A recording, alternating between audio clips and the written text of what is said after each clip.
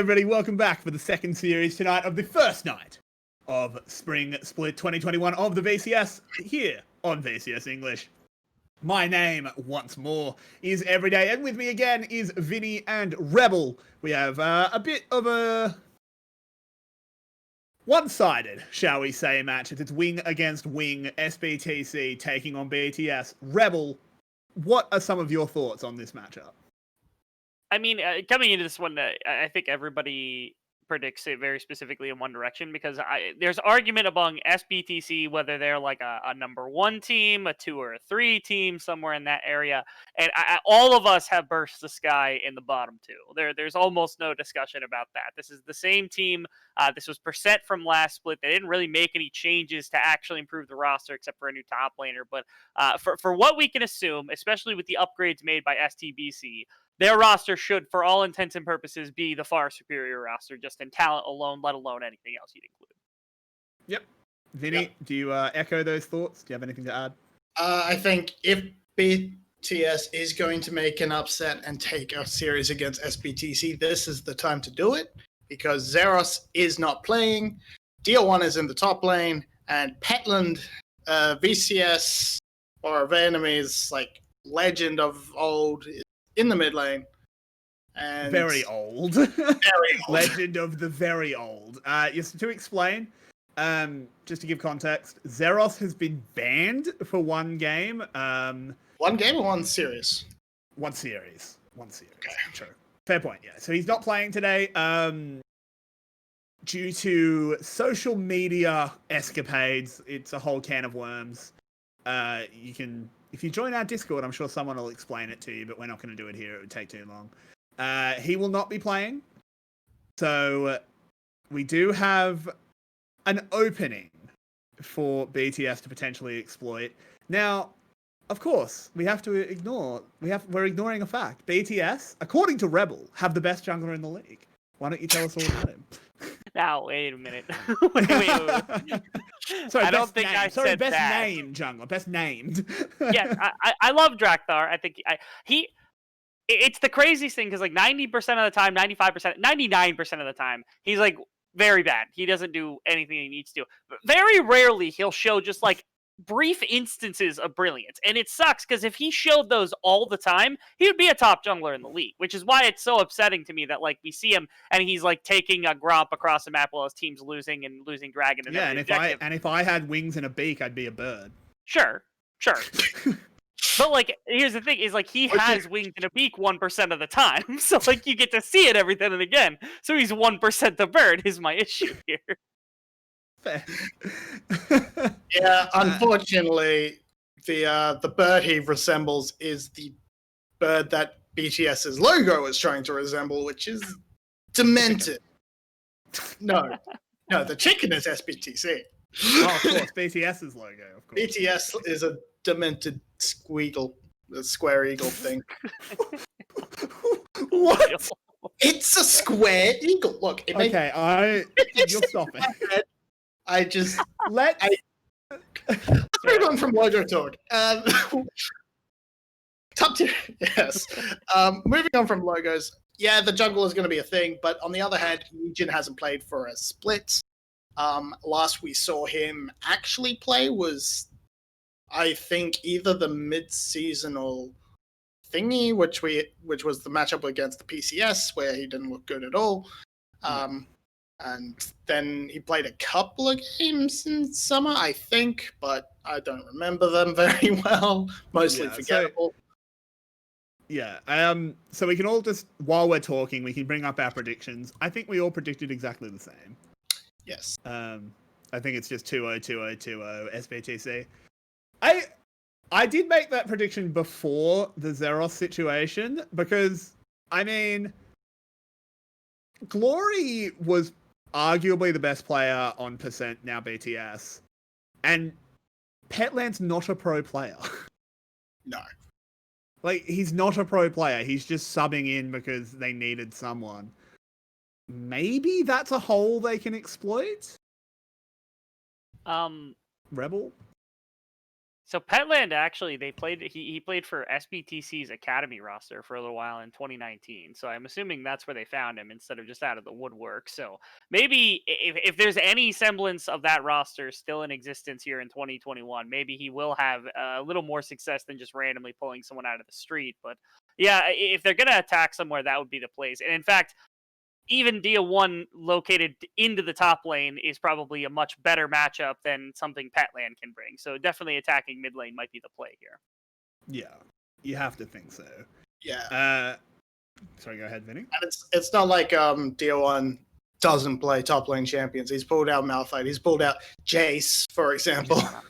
So if Jace isn't banned, I imagine there'll be a good amount of priority on that for the side of SBTC. Just give 𝘂𝗎 the comfort and the off roll. So we will see what they have in store for us. But someone I'm going to be watching is Yijin, because we need to see if he's returned to form. This is not the hardest matchup, as we've been saying. 𝘀𝗀𝘀 has flashes of brilliance, but on the whole is a bit of a lame duck. But Yijin didn't play for a whole split. He needs to come back. He needs to show that he is this top tier jungler that we believe he can be, because I think SBTC's hopes are kind of pinned to it.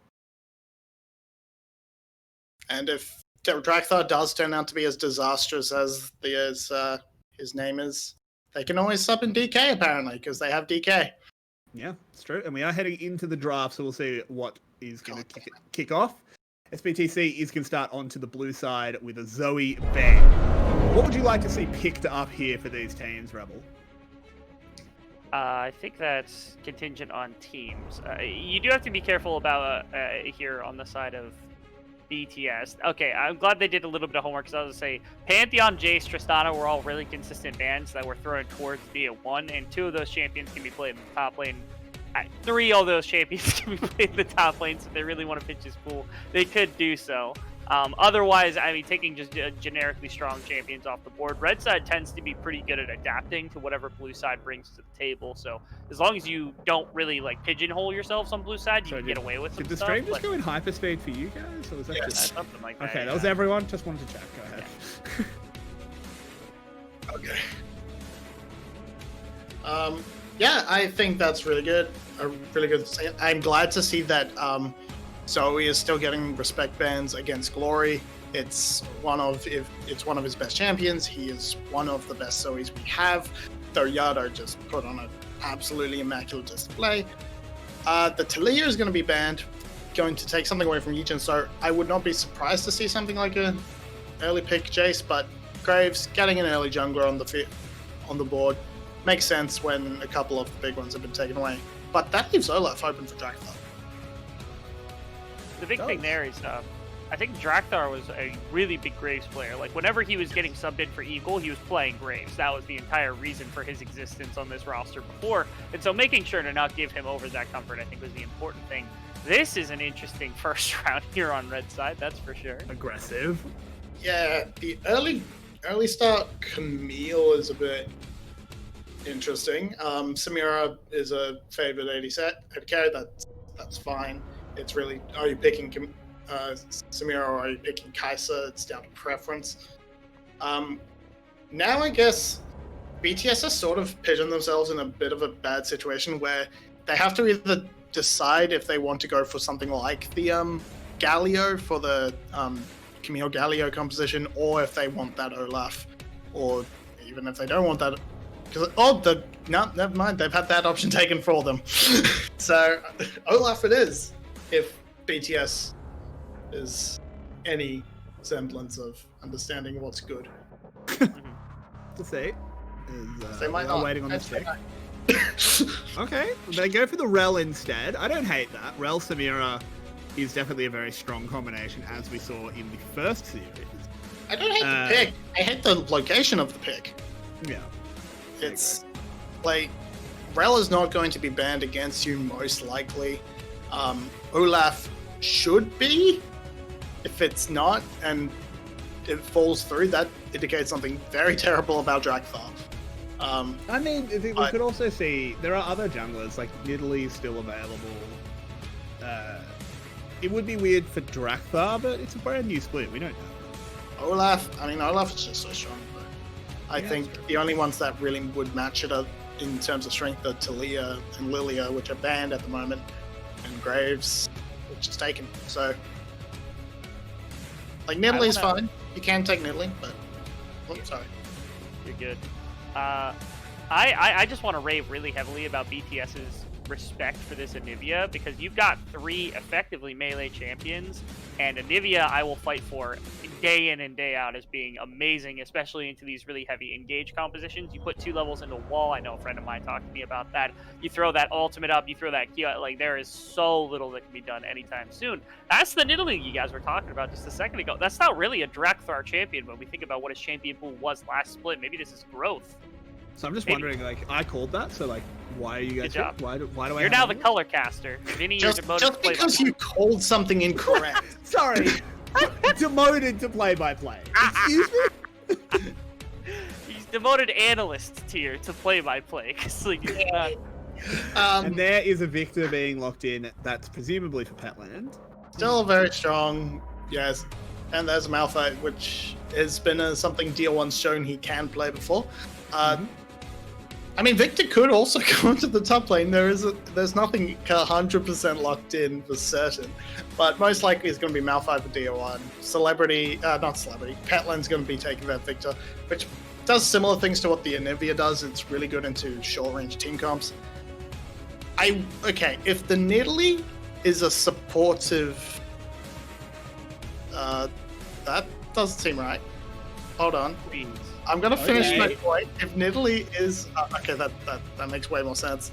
But if Nidalee does go something more like the Moonstone Renewer build, it actually makes a lot more sense with their composition, because you can provide extra healing to these divers and pretty much the entire comp. The entire comp is dive based. So very interested to see where they go with it. With that build, if I see Night Harvester, I will just question, why didn't you just pick Olaf for a better early game and slightly better mid to late game option? But if they go for the Moonstone tech, I don't mind the Nidalee pick. I mean, I think the Moonstone would make sense here as well. As you're saying, it really does enable the team, as that is a big team fight comp out of BTS. That is just a death ball. Yeah, you throw a Camille into this team, you throw Nidalee into the team, you throw Rell and Samira directly into the team, you throw Glory into the team. Again, this is a lower range, heavy engage composition they're looking for. The problem is, I feel like their engage just gets outranged here when you're talking about, like, okay, you've got Galio and you've got Malphite to do that with, and then you also get out-kited by things like Petland throws down the gravity foil, you've got like E's and W's coming out from the graves to make sure you can fight backwards. Is another situation where it feels like the low range is going to punish them super heavily here. I definitely think that's possible, but you do have a Silas to steal away a Malphite ult to confirm the engage, that kind of thing. It's just going to end up to see how it's played. You're also trying to dive into a Galio who, if you're diving into a Galio, can just sort of snap taunt or set up his taunt and just completely shut down the momentum you gather on your engage.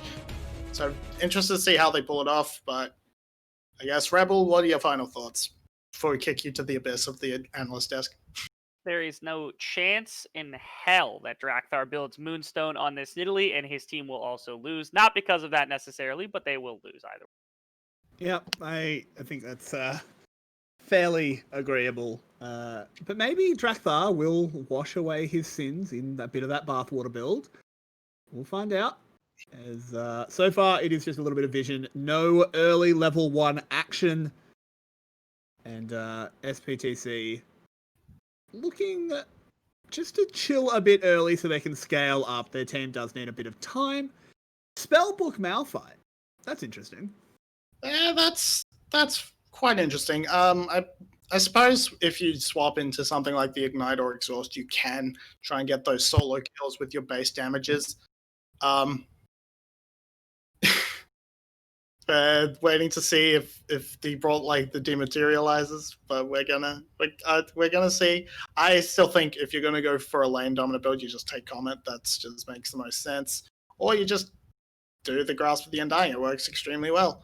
But we're gonna see how DL1 makes use of this Keystone. as we're just going to see leashes from both bot lanes and see how these junglers progress on their way to the top side. See if they make any interesting routes, path through the mid lane or something. Yeah, and I mean, there's no super good gank targets early on. 𝘁𝘁𝗆's going to be shoved in. You don't really want to dive him. And you don't really want to gank the Camille with the 𝘁𝘁𝗆, because she'll just hook shot away. Where do you think these junglers are going to try and make their presence felt? So the only real, I mean, the place where the most setup is the bot lane and the mid lane. The top lane, you could make a case for BTS making that dive. You've got a good amount of AP damage if a spear hits, if you can poke tier 1 down enough. But tier 1 should be able to return poke pretty comfortably with the Q.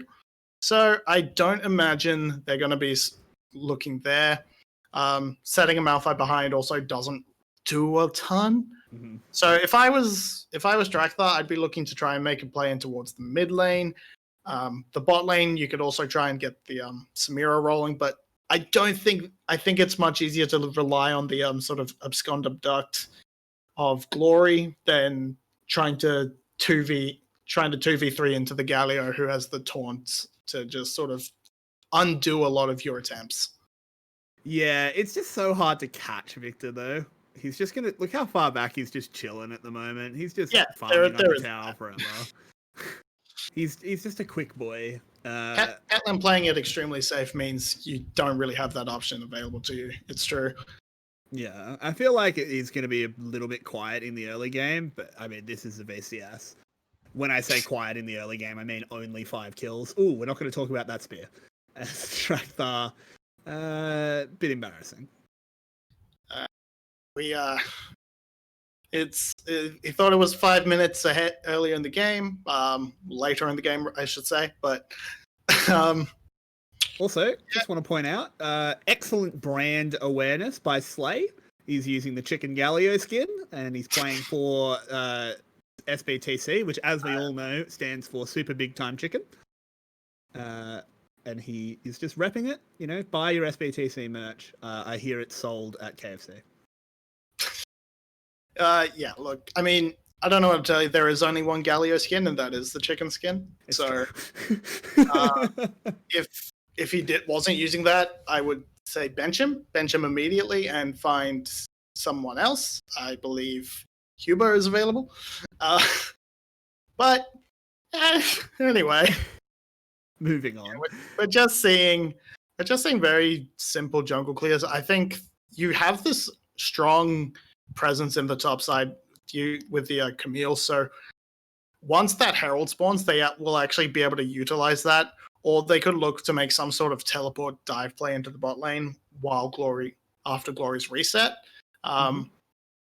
You have bot pressure. You could make your way into that dragon pit, but with the blue side, I don't know, with the Rift Scuttler vision just timing out, now is the perfect time to go for it.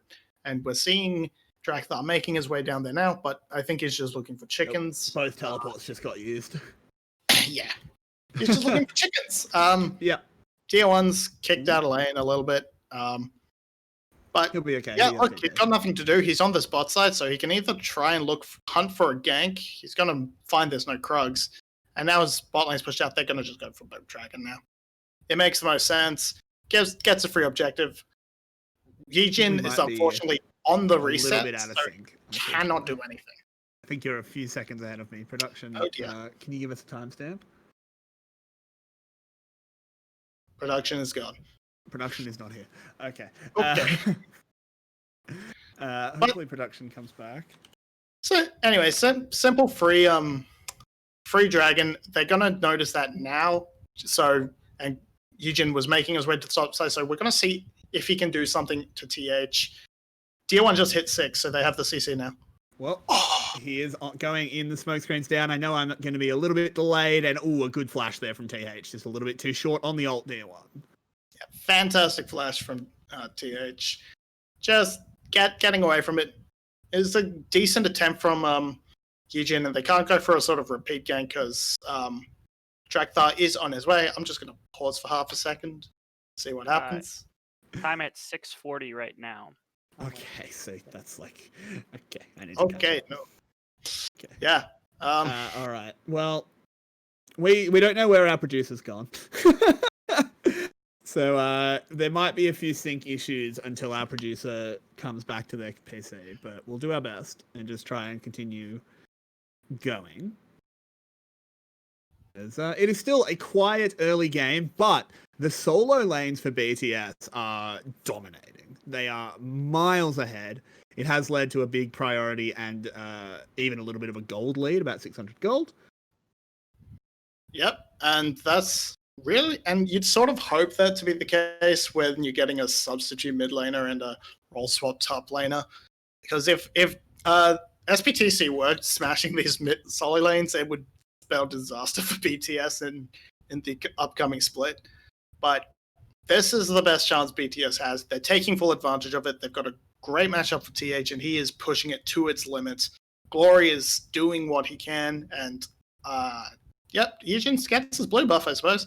But now there's going to be 𝘁𝑺y on the other side, going forward onto Petland, but the gravity field is very, very good. Our producer has returned. We need to resync.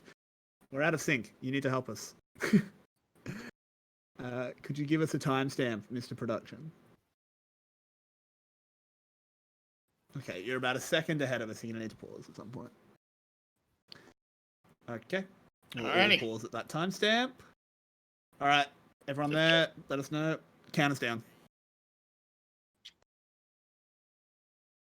Perfect. Sorry about this. It is hard. Sometimes we are making do with what we have. But oh well. Let's get back into it. As it is, thankfully, we didn't miss anything. We didn't miss too much. 𝗿𝑎𝑗 getting a nice back, rushing these Swifty boots, meaning to get around the map faster. Went for a small foray into the mid lane. Didn't find anything. Got a flash out of Petland, but that was all. But now back to just sort of 2v2 farming. The Rift Herald has now spawned, which should be a almost free objective to BTS, as they have had so much pressure in these solo lanes. So unless 𝘁𝐷𝘀 and 𝘁 look to rotate and go for this play, it should just be a free objective with no contest as they're going in. The taunt was used, and this is just the trigger to go in on 𝘁. 𝘁ci𝗱 does get on top of him, flashes forward, and bang, the Q goes in.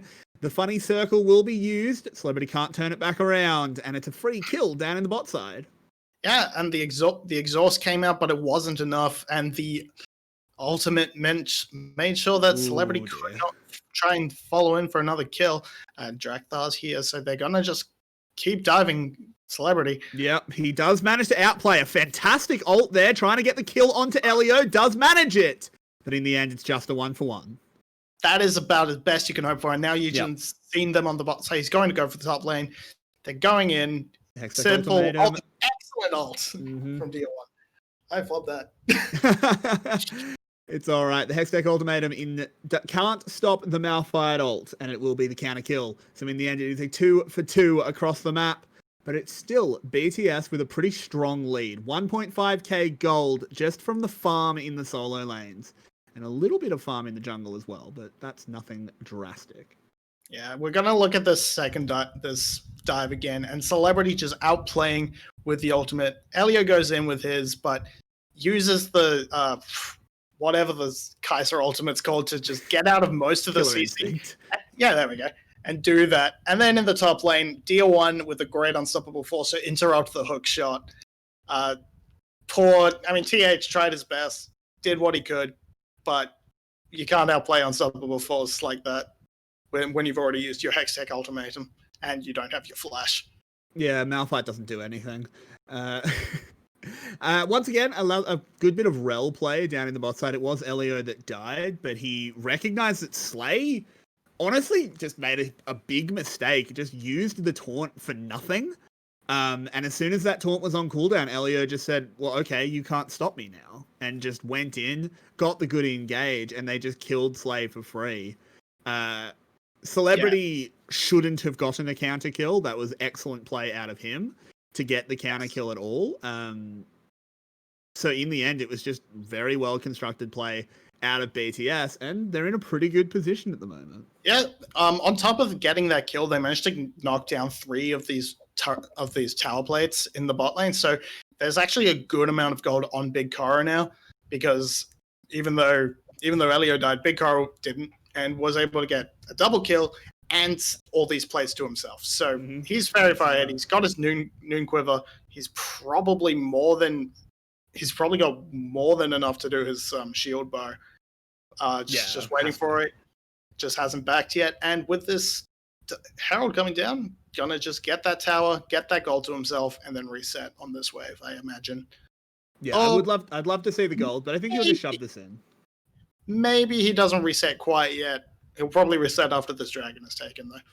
Yeah, that would make sense. He definitely has enough for his shield bow, considering Celebrity already has his Gale Force. Yes. Should be equalized very, very quickly. On the other side, Rebel. I know you can't talk, but knights are being harvested. There is no Moonstone on the Nidalee. 𝘁𝗀𝘆, as predicted, was not going to go for that supportive build, even though perhaps it would have been the better decision. Oh well. I don't like it when Rebel's right. Actually, I mean, look, no, I do for the most part. I don't like it when he's right in this instance because, God damn it, 𝘁𝗀𝘆, you had one job. I just don't understand the pick. Oh dear, is stream? Oh, okay, stream buffed for me too. We're okay. Okay, hopefully we're still in sync. Oh boy, it's happening. VETV, it's happening. Another split, another stream with lag. Woohoo! Let's go. The more things change, the more things stay the exact same. Well, the more things change, the more they sap the same. And holy boy. Let's just do some analysis. Let's how do you think this early game is going? BTS are currently in the lead, but is it a real lead or is it just the result of stronger early game laners? I think it's a very good lead. They don't exactly fall off in scaling. Samira goes quite well into the late game. So does 𝘁𝗱𝘆. Yes, 𝘁𝗍𝗄 is always there. Malphite is always there, and there's definitely the tools that SBTC have to turn it around. It's really going to come down to these actual 5v5 team fights where we see the map, we see how Galio can set himself up, we see if Petland can dish out damage from the backline and Celebrity can get those executes with the killer instinct. But at this point, we have a very good, very solid gold lead for the side of BTS, and if they keep their pressure up, especially from 𝘁𝗀𝘆 in this bot lane in particular, which is now in the top lane, we could see them get to a snowball that SBTC cannot get back from. We'll have to say it's definitely possible. We'll have to wait until a few of the actual team fights do start, because I think that's where a lot of SBTC's strength is. But BTS has played this very well. They've not given. They've set up a very strong defensive vision line around this top side river. It's very hard for SBTC to progress into it as BTS, as Elio moves in, not going to look for anything. But you see all this vision around the Baron Pit. Yijin cannot go anywhere near there without being spotted. There's a few pings down in the area. I don't know if they've actually noticed him because he's in one of the few parts where he's on a pink ward. But if he moves into the river properly, he will be spotted. And 𝘁𝗀𝘆 is in a place to capitalize, as the stream buffers again.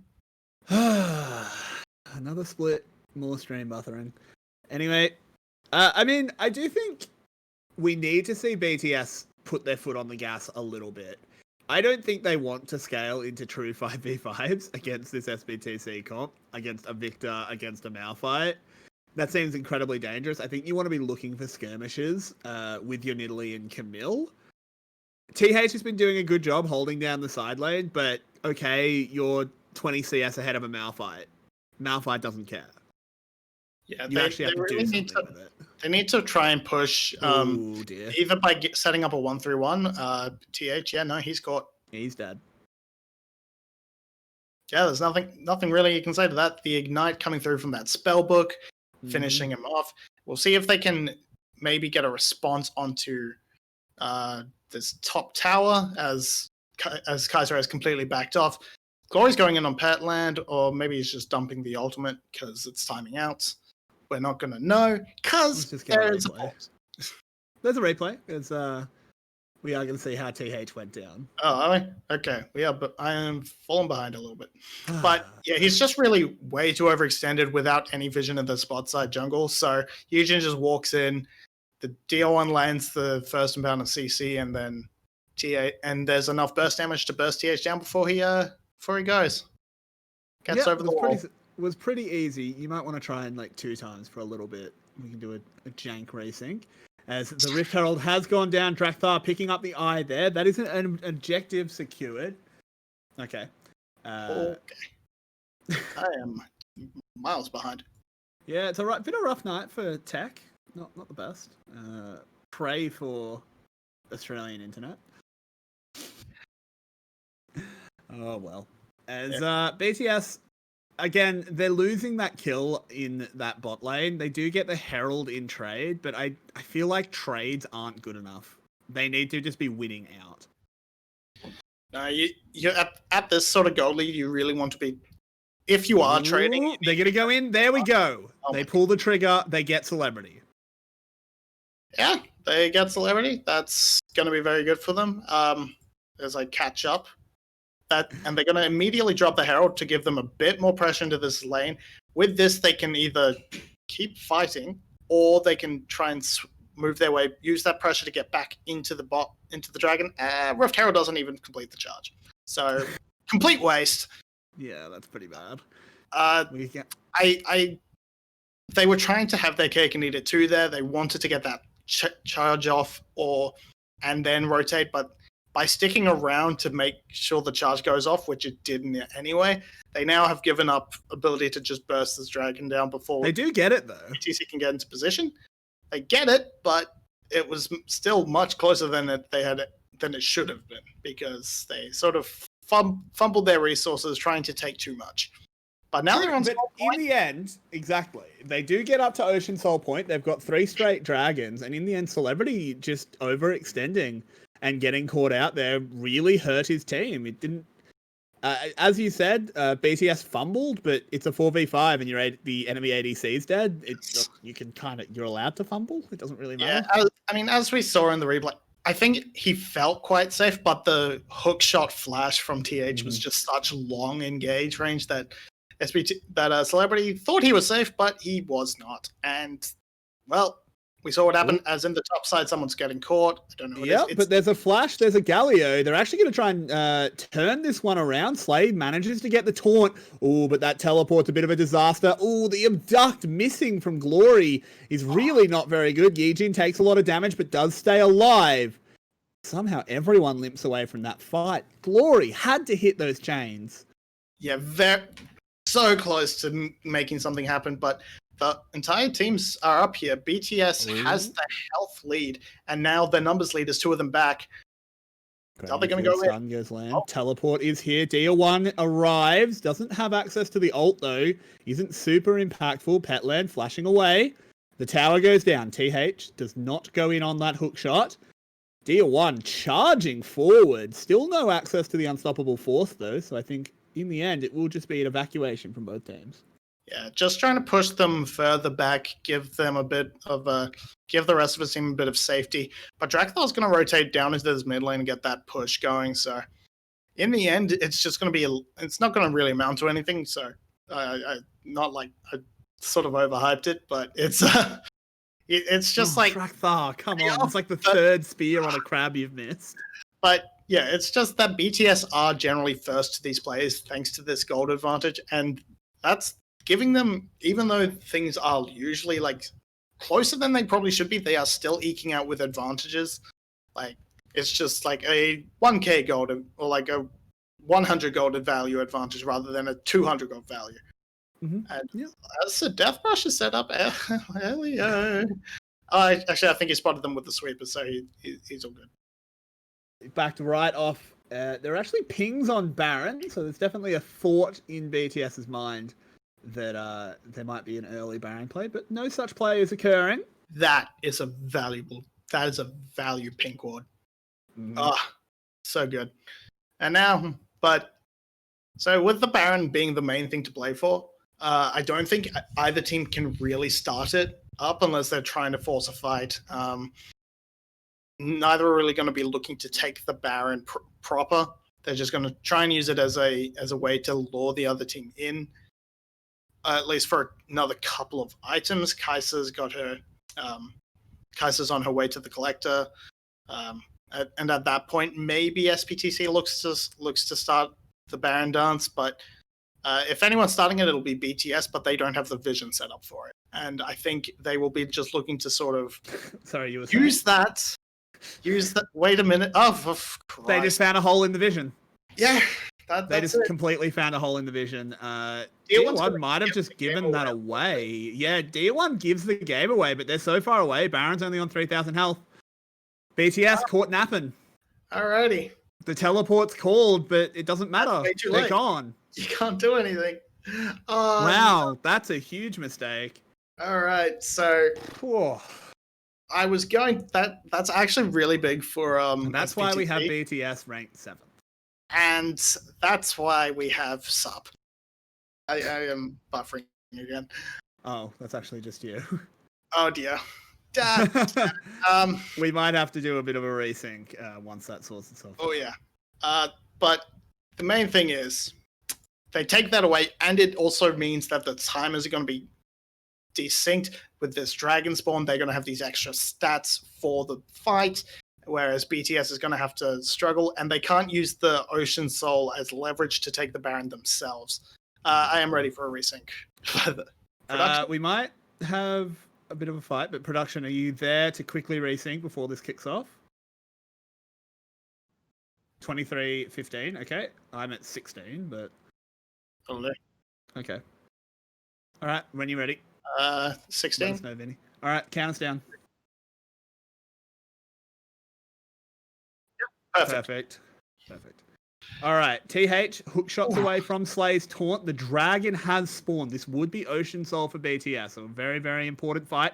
Deal1 uses the ultimate, a little bit caught out. 𝘁𝑎𝑙𝑖O comes flying in, no knockups, but 𝘁𝑚𝑒 has to go gold. TH dives into the back line, does a lot of damage on to Petland and Yijin. 𝘁𝑚𝑒 gets on top of Yijin. That is the jungler dead for the chickens. Deal1 caught as well, but taking not a lot of damage until he finally does go down, and that's going to be a big fight for BTS. They'll get Ocean Soul and move into a winning position. Yeah, they take that fight through an excellent play from 𝘁𝑚𝑒, able to get that Malphite ult directly onto Yijin, blows him up. AP Malphite, it's still in the game. He just is a half naked running around monkey man. So with this, but they're gonna pick up this Ocean Soul that puts them into the lead. They're gonna in a really strong winning position where they can upset SBTC. Admittedly, yes, subs, but this is huge for the standings. This could be the win that they need to put them above someone like 𝘀𝑠ury and put them super valuable win out of that relegation spot in our projected power rankings. And overall, look, BTS has looked amazing this game. They don't really have anything they can really play for. Ocean Soul is just going to make them better in fights. And you look, this Sonya's from 𝘁𝑚𝑒 just did so much, and then once the team was started running away, he finds Yijin on the backside, kills the jungle. That means there's no contest for this dragon coming up. And 𝘁𝑎𝑙𝑖O does very well at keeping Deal1 in position so they can clean up and double down on securing this dragon. At this point, they're going to have to wait for the Baron buff to time out to really push anything for a win, or they're going to have to force a fight. So we're not going to be seeing too much action happening for another 3 minutes as we wait for the Baron to spawn. Unless, I say that, it's the VCS. We could just see fights because, hey, there's a champion. Yeah, they looked at him funny. The VCS is the ultimate drunk guy in a bar. Looked at me funny, I'm going to go punch, I'm going to break his jaw. And look, there is obviously going to be an asterisk on this win for BTS because they are playing against an SBTC that has Petland, but I don't think Petland has played badly. No. 𝘂𝗏 is like, it's not like 𝘂𝗏. It's not a situation where they're like, oh, what do we pick 𝘂𝗏? Oh, get him Malphite. Malphite's easy. No, he actually plays Malphite. He played it last split. So while there is still the asterisk, I think this is a pretty legit win for BTS. They have looked pretty good. 𝘂𝗀𝗀 has been super impressive. 𝘂𝗏𝗺 has been playing well. So this is definitely something to hang your hat on, assuming they close it out, as looks very likely. Yeah, and they could go up to a 1-0 lead. And to be honest, the weakest point of SBTC has actually been 𝘁cie. He has not looked particularly strong on this Galio. Celebrity, has been caught out a couple of times. There's a little voice in our ear saying, praise be 𝘀𝗀𝗺, almighty Lord and Savior of the jungle, but he's done all right. He's done all right. He's done his job. He could have done more, but I think a big part of it is 𝘂𝗏𝗺 and 𝘂𝗀𝗀 doing massive amounts of work, especially in those bot lane 2v2s, etc. 𝘁𝗀𝗺 coming up big in that last fight, and look, overall, just all of BTS has been playing extremely well. TH has been caught out a couple of times, but very impressive stuff from BTS, and I'm just praying we don't see something like Luxury in the last series where they just come into game 2 and completely collapse. Look, they haven't closed this game out yet. They do have Ocean Soul. It's a big advantage, but, there's still things like this, Vinnie, where the Malphite ult gets the party started. 𝘂𝗀𝗀 dives in to try and save his team, and with a little bit of buffering, we move to the next slide of the power point, with BTS trying to back out that healing from the Ocean Soul coming in clutch, and the wheel spins, and we wait for more team fight as TH hook shots over the wall, and everyone survives. Yeah, a whole lot of ults used by SBTC for simply the ult from 𝘂𝗀𝗀, and nothing comes of it. The Baron is now up, and with this Ocean Soul, the BTS are going to be completely topped up and can just bang on it as long as they want. And we're going to see attempt 2 from SBTC to stop this eventually. When we get to that slide, we're going to look at the projections. Baron's health is going down at the moment. It's not a good time to invest in Baron, as 𝘁𝗀𝗀 does have the unstoppable force. He charges in, actually completely whiffs it, but gets the chains onto Yijin. The spin of the wheel once more. Waits to see what will happen. It's a shutdown, but here comes 𝘁ci𝗍𝗆. Speaking of spinning wheels, it is the overloaded woman. As she gets the triple kill, dives forward, and it should be a quadra in no time at all. Oh, maybe not, as 𝘂𝗏 is on the run. The wheel spins again. The stream is struggling. And you know what else is struggling, Vinnie? It's SBTC, as they're getting absolutely cleaned off Summoner's Rift. And BTS, the best team in the VCS, is coming in strong. Oh boy, get your fan cams ready, because BTS is here to play. Holy crap, they completely demolished that fight. It looked pretty bad at one point as 𝘁𝗀𝗀 goes down after completely whiffing the unstoppable force, and now 𝘂𝗏 is just hanging out of the back line. I don't think you can do anything, mate. Just go home. Go home, buddy. Go home, dear. You're drunk. I mean, he has to try, though, right? Like, this is kind of last chance. The game, I mean, if he steals it, they have a chance in the game. I don't think they have a chance regardless now. I don't think it makes too much of a difference. You steal it, dying doesn't matter. You steal it, you die instantly. They just walk down to bot. They just walk down to Elder Dragon and take that. The stream's gone, by the way. Is it gone for you too? Oh yeah, it just died. Okay, so the stream is dead. Production. Yeah. Yeah, g'day guys. Stream's a bit struggling. Stream's cooked. Yeah. It's never good when you see our faces when there was meant to be League of Legends. Yeah, no, the stream's dead. It's not back for me. I might have to just go ahead and refresh my stream. Yeah, again, guys, we do apologize. This is not actually on us. This is the main Vietnamese stream struggling. Oh god, I don't know if we can show this. It's back, but it is genuinely about a frame. Radio cast it, but yeah, we might need to radio cast for a little bit. The Elder Dragon was secured by BTS. Yeah, 𝘁cie was sort of caught out on a vision mission by himself, and that gave BTS the ability to pick up Elder completely uncontested. And now they're looking to shove down mid lane as the stream cuts out again. So now I'm looking at a black screen. Yeah, we can't even radio cast. Extremely disconnected because YouTube has a weird buffering wheel. Yeah, the stream is gone. Thankfully, look, the game was hardly hanging in the balance. I think we know BTS was going to win. Let's go over to the tech pause screen if you've got that ready. Just until we get. Oh, okay. Apparently we don't have it ready, so never mind. We'll just keep chatting. BTS, I think this has been an impressive performance out of them.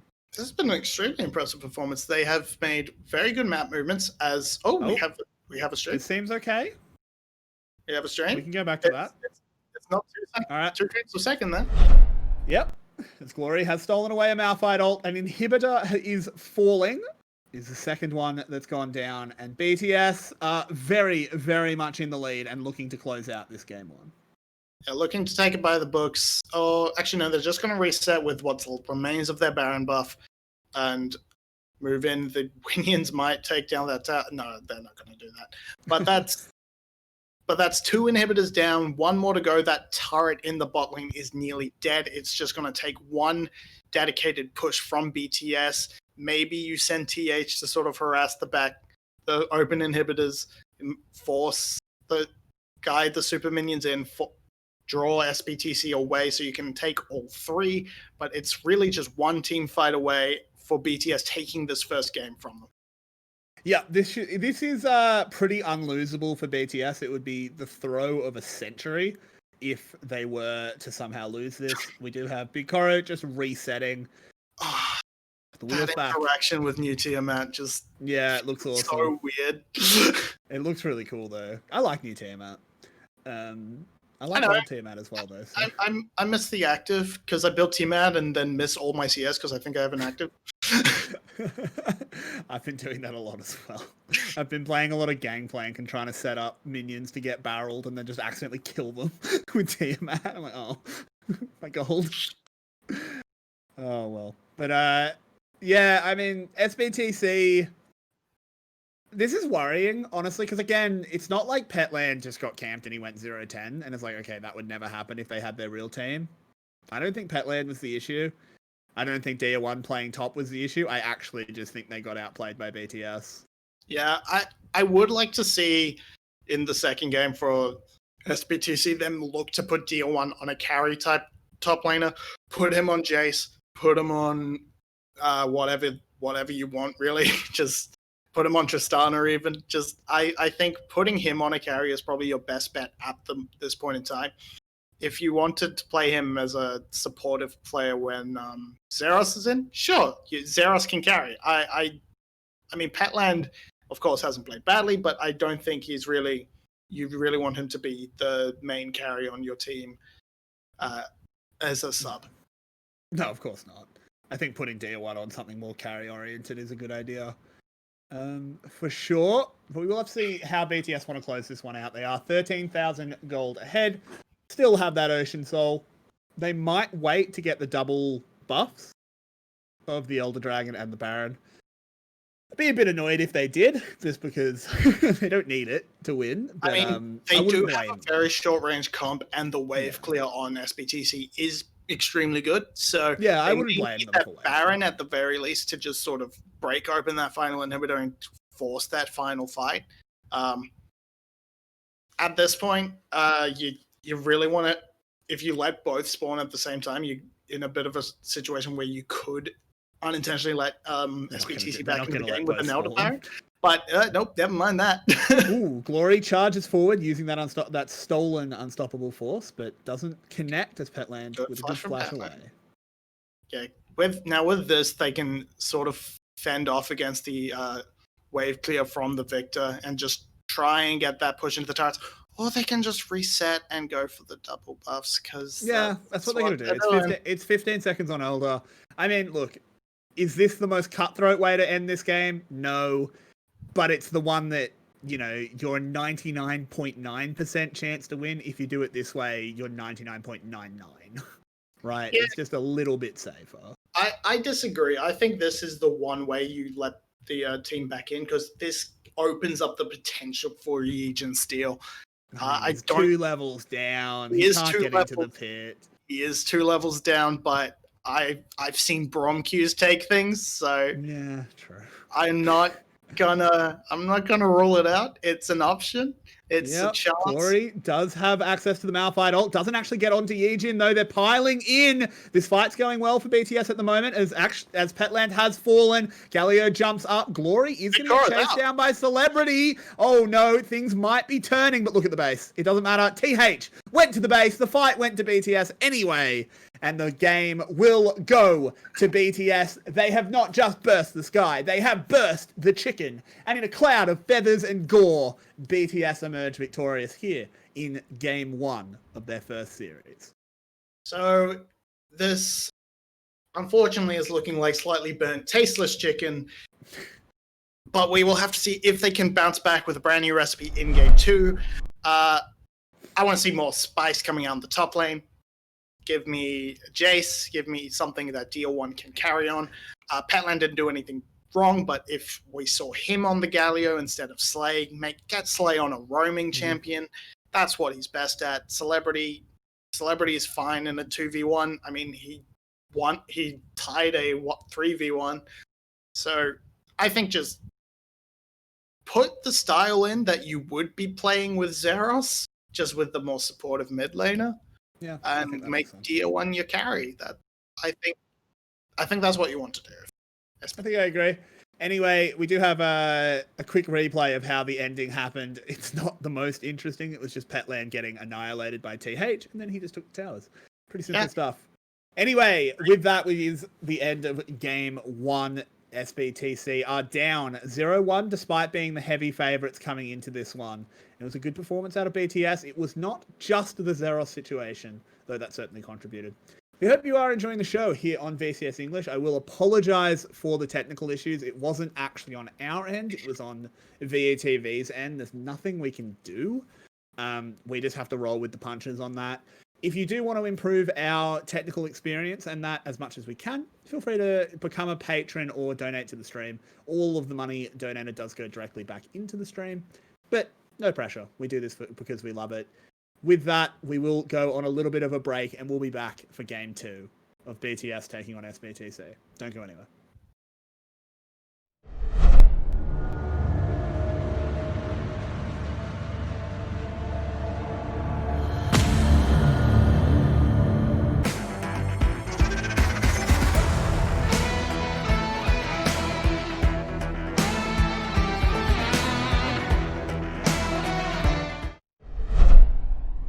Welcome back to KFC. We've got some Kentucky Fried Chicken, but they got a little bit burnt in the last game as Burst the Sky certainly burst something. SBTC getting dismantled. And Rebel, I think you have something you wanted to talk about? I want to talk about 𝘁𝗏𝘀𝘆, baby! Let's go! Actually, I just want to talk about Burst the Sky. Like, it's crazy because, like, if you think, like, okay, this is going to be even a win for Burst the Sky, you would think it was because SBTC made mistakes. But in all honesty, 𝗏𝗀𝗀𝗀 and 𝘁𝗀𝗀 both looked amazing in that game. 𝘁𝗏𝗀𝘀 actually was playing really well, apart from the fact that he couldn't hit any spears, but he actually was playing pretty decently. 𝘁𝗀𝗀𝗀 and th were getting their jobs done. This looks like a completely different team from what we saw when they were % just a year ago. So I'm happy to see the progress, especially, again, 𝘁𝗀𝗀𝗀 looked amazing in that game. 𝗏𝗀𝗀𝗀 looked amazing. It looks like they're capable of carrying this roster. Yeah. Vinnie, what are your thoughts? Yeah, I think the coaching staff, the new organization, the new, like, they've gotten coaches, they've gotten more money, and so they've probably revamped their entire organizational structure, and that's apparently done wonders for this team because they are actually a team. I was really worried about this team. I thought maybe 𝘁𝗀𝗀𝗀𝗀 and 𝘁𝗀𝗀𝗀𝗀 can carry games here and there, and that puts them above SGB, but oh god, we haven't seen the rest of the top half play, and we haven't seen SBTC with 𝘂𝗏, and maybe that actually puts in a huge change. But boy, figuring out figuring out new. No, I'm still saying, oh boy, figuring out new power rankings for next week is going to be a. Oh dear. Yeah, because this is worrying for SBTC. Yes, they're missing Zeros, but it's a bit tricky. We all predicted SBTC to win 2-0. Yeah. I don't think. Well, that's obviously not going to happen, and I think there's a chance we're still going to see a 2-0 because BTS kind of just dismantled SBTC. They'd have to drastically change the draft. Vinnie, what do they need to change to actually get one over on the 𝗀𝘃𝗀𝘀 boys? I don't know. I think we're gonna have. I mean, I said in the last cast, I think we're gonna need to see a more focus around DL1 carry, or like go for lane dominance in the top lane especially. I would not be surprised if they have red side this game. If they're on red side, save your counter pick for DL1. Try and get him. I mean, they even had counter pick in that last game. I don't know what they do. I think. I think what you do is you pick the Victor again and put Petland top on it, and just let DL1 play mid because you want to DL1. Yeah. It's not just playing mid tank laners because he plays Jason stuff. He plays top laners, but you want him in the mid lane. Specifically, because you want to leverage him for other plays. Rebel, thoughts? So one thing, I feel like it was really hard for SBTC to force interaction that game, which is really difficult when you're playing against an Italy who can power farm really, really crazily, which is why 𝘁𝗀𝘀 was on really, really high CS. The other thing was their bot lane just simply was not up to stuff comparative to what Big Coro and 𝘁𝑎𝑏 were doing. And so you look at what SBTC had during that game, they didn't really have much. They weren't attacking anywhere on the map. They were just kind of sitting in lanes, soaking, waiting for late game. And eventually they just got run over because there was too much gold, too much stuff taken off the map. So they need just an avenue to attack at, whether that comes through DL1 coming into the laning phase, or if you're going to go for attacking 𝘁𝗀𝘀 in the jungle, giving yourself a better bot lane that can be defensive or something like that. There's multiple avenues to go, but that last game, they just had nothing going for them the entire time. They were just banking on a team fight. Yep. I think putting 𝘁 on the playmaker rather than the more reactive support and 𝘁𝑚 would be a big part of that. When 𝘁 was on GARM, his success came from roaming around the map on things like Set and Pantheon and making these picks and trying to snowball the rest of the map. I want to see them go more for that sort of GARM style. Play through top lane, play through DL1, get 𝘁, unleash 𝘁, let him do his thing. Don't tie him to the lane with a 𝘁𝑎𝑟. 𝘀𝐿𝐼ty can play super safe. We've seen good things out of 𝘀𝐿𝐼ty before. Big Coro, if you put him on or you put 𝘁𝑎𝑏 on a less. I don't know. I don't think lane dominance was really the issue from that BTS bot lane, but yeah, I think get lane dominance for SBTC.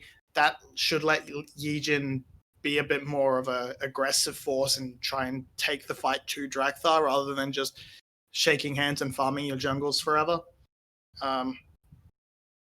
Maybe put Yijin on Olaf. I vaguely remember him having a quite good Olaf back in spring 2020. So Olaf's pretty good. Go if for you can't something play like Olaf, if you can't play Olaf at this point, you shouldn't be a professional jungler. I mean, Olaf is a basic champ to play.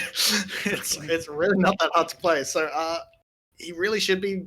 They just need to change up their strategy from what they did last time. I think.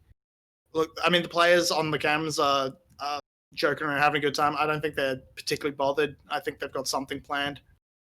Violet, really, really good coach historically, so I'm not too worried. I think they can pull something out, but yeah, look, it is worrying because BTS, we expected to just get rolled over regardless. Here they are, rolling over SBTC. Yeah, it's a huge performance out of them, for no question. This is a massive statement game out of BTS that, hey, we all have them power ranked 7th, and maybe that's not fair. So far, they look better than 𝘁𝑚. I'll tell you that for free. Maybe they even look better than Cerberus. It's only one game. I won't go too far, but we are heading into the draft. I have to see what changes up. BTS now on the blue side. Lucian will be removed. Rebel, what are your thoughts on some picks? Some picks that can come through here. Again, I would like to see, especially now that they're on opposite sides, BTS can opt for the Graves for #1 overall as a jungler. And the 𝗁𝗲𝗺 is something, if they don't want to opt for it, they don't have to go for it.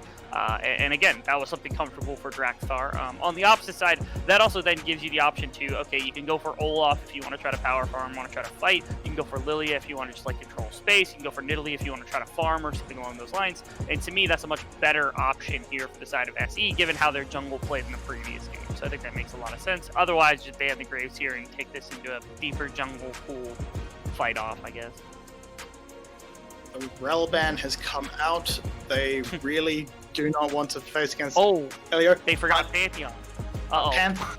Pantheon was exchanged from the other side of BTS, and that is a great flex pick. It can go into like 4 different lanes, or That's roles real bad. rather.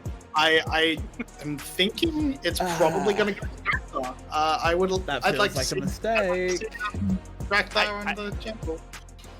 I think this is a go next for 𝘬. I think giving up the Pantheon this early has already ruined their entire draft. And they're going back into 𝘁𝗃𝗃. We've seen this fail a number of times today. It just does not work when in comp. Like, it just doesn't work.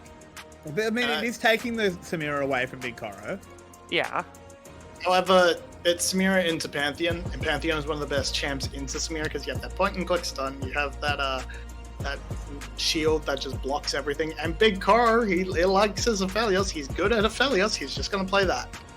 And that's a bit more of a lane demo. And 𝘁𝗃, which is one of 𝘁𝗃𝗃's better champions, so we're going to be... It's going to be very interesting to see what happens from here. The Gragas support, presumably, it could still go to the jungle. Could still go in the jungle, but I feel like SBTC is kind of fumbling here. I think they really made a mistake with the Pantheon. Yeah, I think they were thinking of champions to ban, and maybe they just completely let it slip their mind that Pantheon was coming through. That, or they thought, okay, we can either trade this, or they didn't think BTS would take it #1 overall, thinking they could get it for Nia or something along those lines. But like, you can't give that up. Like, it's way too strong of a pick. And then also drafting low range composition yet again. Gragas melee, Camille melee, and then 𝘁𝗃𝗃 very low range into an 𝘁𝗃𝗃𝗃. Again, we saw this not work in the first series. It's not going to work here either. And I think if you're BTS, you just look to ban a few of these control mages away from Petland. I mean, you ban the Anivia again. That's been a good start, but if you ban the Victor as well, or, I mean, are they going to be taking that Victor here? I don't think so. I think they'd be looking to lock in this. Oh no, I mean, if it's a Gragas support, they probably look to put their jungle in on that first round pick, on that R4 pick. So yeah, you just look to ban these ban some of the mid laners that Petland would be looking to be safe on, or would counter whatever Glory wants to go for. I'm not sure what their draft strategy is right now, or what their draft strategy should be, because I mean, Gragas has that flexibility. They don't really know what they want to do, and they guess it's going to be a Gragas jungle. But then well, that's what they're rating it as. That's what they're rating. Yes. That's what they guess. Yeah, they guess it's a Gragas jungle. This is I'm still not seeing a way to kill the 𝘁𝗃𝗃𝗃, and I share your frustrations, Rebel. This is definitely a very low range comp. Leona can help. If you go Galio last pick, then you have the Camille Galio to sort of just jump on top of the 𝘁𝗃𝗃𝗃, and yeah, it helps lock him in place. But if BTS wanted to just lock this draft down for the most part, they take my apologies, I can't remember the champion. Vladimir is not the champion I had in mind. I had 𝘁𝗃𝗃 in mind for the mid lane, because it just counters this melee composition so hard. It keeps everybody alive. It outwave clears anything you can counterpick with in mid lane. Like, it makes no sense. Here they go for Vladimir. It makes some sense just because you can counter engage with it, but it's also TH.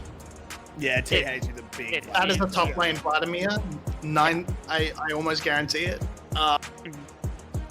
I mean, mid lane 𝘀𝘀𝘺 isn't really a thing anymore, but Yeah, that's TH. That's very much just a comfort pick for TH. They also go for the Victor, if that gets locked in, and it does. Two very safe solo. It's a very different look for BTS this time. Not going to dominate the solo lanes. Those are just going to chill out, going to scale. Might present a problem for TH not being able to get the party started early. But we'll have to see. It's I have a problem with it in the sense that they don't exactly have the best form of engage. They really rely on a TH flank or a very telegraphed man drop into the back line as their only real form of engage. Whereas on the other side, you've got 𝘁𝗶𝗆, you've got 𝘁𝗂𝗆, you've got Leona. So I guess BTS doesn't exactly have to engage, but if you're not picking fights on your terms at all because you have no ability to, you're going to rely a lot on can 𝘀𝗀𝘆 get an early game snowball going for one of these lanes to get you into a position where if they engage onto you, you actually can fight back. I think Victor makes good sense because the gravity field's still really good, the counter engage still really good, the death laser's going to do plenty of damage against a lot of melee champions. I would have still preferred Seraphine there. What is it with VCS top laners just completely avoiding Ornn? Like, Ornn would have been so much better than 𝘀𝘀𝘺 in this composition. Yeah. I know it's TH's preference, but, like, again, that gives you engage, it gives you disengage, hey, it gives Rebel. you zone control. Like, hey, it's Rebel. so good. Rebel. Yeah, bad drafts, I know. I have 18,000 of them. We don't ask for more Ornn. Okay? When we get a game that doesn't have Ornn in it, we take it as a blessing, and we just accept it. Okay? Gotcha. You are right, though. I think Ornn would have just... You didn't need the 𝘀𝘀𝘺. It's not like damage was an issue. If you pick Ornn here, he's just a brick wall and just says, you don't kill Big Coral anymore. He doesn't die. There are also other tanks. Poppy is a perfectly viable tank. Poppy's fantastic into Camille. Max, in fact, the entire roster of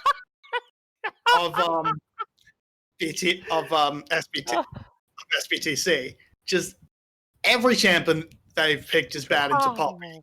Poppy is a perfectly annihilated this pick. composition. Yeah, Jeez. she would be a perfectly cromulent pick. Okay. But Rebel, give us your final thoughts and a prediction. Is BTS getting the 2-0? Man, BTS might get the 2-0. They don't deserve the 2-0 after what they had a 1 draft and they just completely threw it. I'm excited to see what 𝘀𝗀𝘆 can do on this Pantheon early on. It seems like his type of champion, so hopefully TH and him get that. I still think they have the better competition, so I'm gonna call it. Yeah. Ooh, well, TH is getting a little bit smacked around early on here. Had to take his W level 1, which is really bad. Yeah, no, you can't win that 2v2. They're actually going to keep going as well. They want to kill TH, but can't quite get him. But they do get the 𝘀𝘀𝘺's flash at level 1. That's massive. That's massive. Flash down at level 1, forced to level pool. Oh no, it's disaster. Top lane is over. Top lane is easy one for DO1 now. Tier 1. Yeah, buffered for TH should not be able to survive. Oh dear. Oh dear. And 𝘀𝗀𝘆's on the ward, so they know exactly where he is. Yeah, and even the stream is going to take some time to think about how bad that is for TH. Yeah. We're just going to do our best. VETV's stream does appear to be struggling quite a lot today, which is not great, but hey. Yijin starting off over on these Raptors. Gragas jungle, not super common these days. I actually really like the starting on the Raptors with with the leveling body slam first to get the game to try get the attempt onto TH. Because with the Raptors he can get that little bit of a leash from Petland, which meant he's able to get through having this disastrous having a less than optimal skill choice at level 1. Meanwhile, 𝘀𝗀𝘆 is getting smacked around in his jungle. He has to reset after his first half clear. So that's just because of the skirmish in the top lane. He's going to be a little bit behind. Yijin also going to reset at the same time, so not actually going to be punished too much on that for that low health clear. But we are being punished with this stream. Yeah, the stream is really, really struggling. Unfortunately, BTS do have the push down in the bot lane. The range advantage will do that. 𝘱𝘂𝘆𝘀 with that 𝘁𝗶𝗹𝘀𝘀 is able to just fire away forever. Make sure that 𝘁𝐶elebrity really struggles to step up to the minions. Plus, Thresh being a range champ as well. Yijin is coming down with the spear. 𝘀𝗀𝘀𝘀 has used his stun, so he can't necessarily respond to this. And Yijin just has to give up this crab, realistically. Because, I mean, the bot lane prio. Yeah, there was bot lane prio. He threw a barrel to give a crack at it, but no real opportunity for Yijin to actually steal that away. So he will be a little bit behind the Pantheon. There might even be chance for a double scuttle here out of 𝘀𝗀𝘀𝘀. Would definitely be sending someone to 𝘀𝗀𝘀𝘀 jail once again. And again, we have plenty of time to think about it with these stream lagging. Oh boy, VETV. As Petland trying his best to clear his wave. So that's now, despite the top lane disaster, they still have a bit of time to punish the lack of a flash, but Tier 1 wasn't able to really punish TH's early level 1 inability to do anything. So at this point, he's managed to catch up on CS. Everything is fine, and from now on, TH should be really bullying Tier 1 with that range advantage. If Tier 1 gets the all-in, he can still kill TH, of course, but well, probably not until level 6 comes in and he can lock them down in the 𝘁𝗀𝗀𝘀𝘀 ultimatum. But there's going to be a play attempt here. Waiting for the flash play. Yep, there's the lantern. There it is. Flash play straight onto 𝘁�elebrity. And just as I predicted, down he goes. Yeah, don't know why 𝘁𝗀𝗆𝗆 flashed. I don't think he really needed to. But yeah. So that is an option for Yijin to come down and make an attempt on his life. 𝘁 gets out without blowing anything.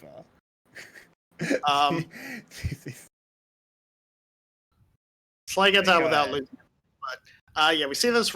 We see 𝘁𝗀𝗆𝗆. I don't know why he just flashed on the spot. I think he was trying to either get over the minions, but he just flashes on the spot. So good job. But yeah, flash play plus lantern from 𝘁𝑎𝑙𝑖os sets up the kill. 𝘀𝗀𝗀𝘀 takes it down after the wind wall denies the kill being gifted to 𝘁𝗀𝗆𝗆. And look, props to 𝘁�elebrity and 𝘁. They knew they overstepped. They didn't try and blow anything. They just took the loss. And because of this reset, they may be able to pick up this dragon on the reset. But if they go in for vision, they may give up that opportunity. But Thresh is still a while away. Pantheon's still a while away. And it looks like TH has set up a decent bit of a freeze. It might break on this wave and set up a slow push, but that should give him a good crash and a good ability to reset and pick up and start working towards his mythic. But 𝘁𝑎𝑙𝑖os going for some. A hook has landed. I think it's just a bit of a warning hook, but here is the Pantheon. Yijin does get the bop. 𝘀𝗀𝗀𝘀𝗀 has the option to go to the lantern, but in the end, he's just going to throw a spear. And someone will disengage. Yeah, he's not playing Nidalee, but he's still missing spears. 𝘀𝗀𝗀𝗀𝗀 having a bit of a roughie. And BTS kind of just comping them at the moment. Yijin will go into the mid lane, but he's not level 6. Were he level 6, 𝘁𝑎LLY might have been in trouble. But alas, no party keg. Phase rush is enough to get him out of that bit of a skirmish. May have had to force a flash if there was a explosive cask, but there wasn't. Tier 1's going to go in onto TH. No pull. Either was used before for some reason, but that's a good amount of chunk. It's not going to do anything because it's flat. He's just going to bring it back up. And really, it's just CS leads across all 3 lanes. There's a bit of a deficit in the jungle, but that should be offset by the first blood. And now there's going to pick up a dragon with no contest, and which is a shame because if there was contest, 𝘀𝗀𝗀𝗀𝗀 would have been in trouble. Yeah, he really would have. But it is just going to be the Cloud Drake given up little bit of vision secured as well. Yijin is going to have another crack at 𝘀𝘁. Can they land a taunt? We'll find out when we proceed to the next slide. It's a mystery circle. 𝘀𝘁 instantly cleanses. I actually feel like could have. That's Yijin. You could have killed him. You could have thrown the ult and then flash feed easily. I get not wanting to commit it because nothing ventured, like nothing lost, but at the same time, like that was if you toss the barrel without committing afterwards, you at least force the flash, and then you can look for a return gank. Oops, sorry, but yeah, Yijin not really having that killer instinct that we really want from him. As it is, it's just not really amounting to much. That wasting time in the mid lane means 𝘀𝘀𝗺's going to catch up a little bit on the CS department, rendering that one small advantage they had completely moot. And I want to say just before, 𝘀𝘀𝗺, his timing on their dragon was perfect.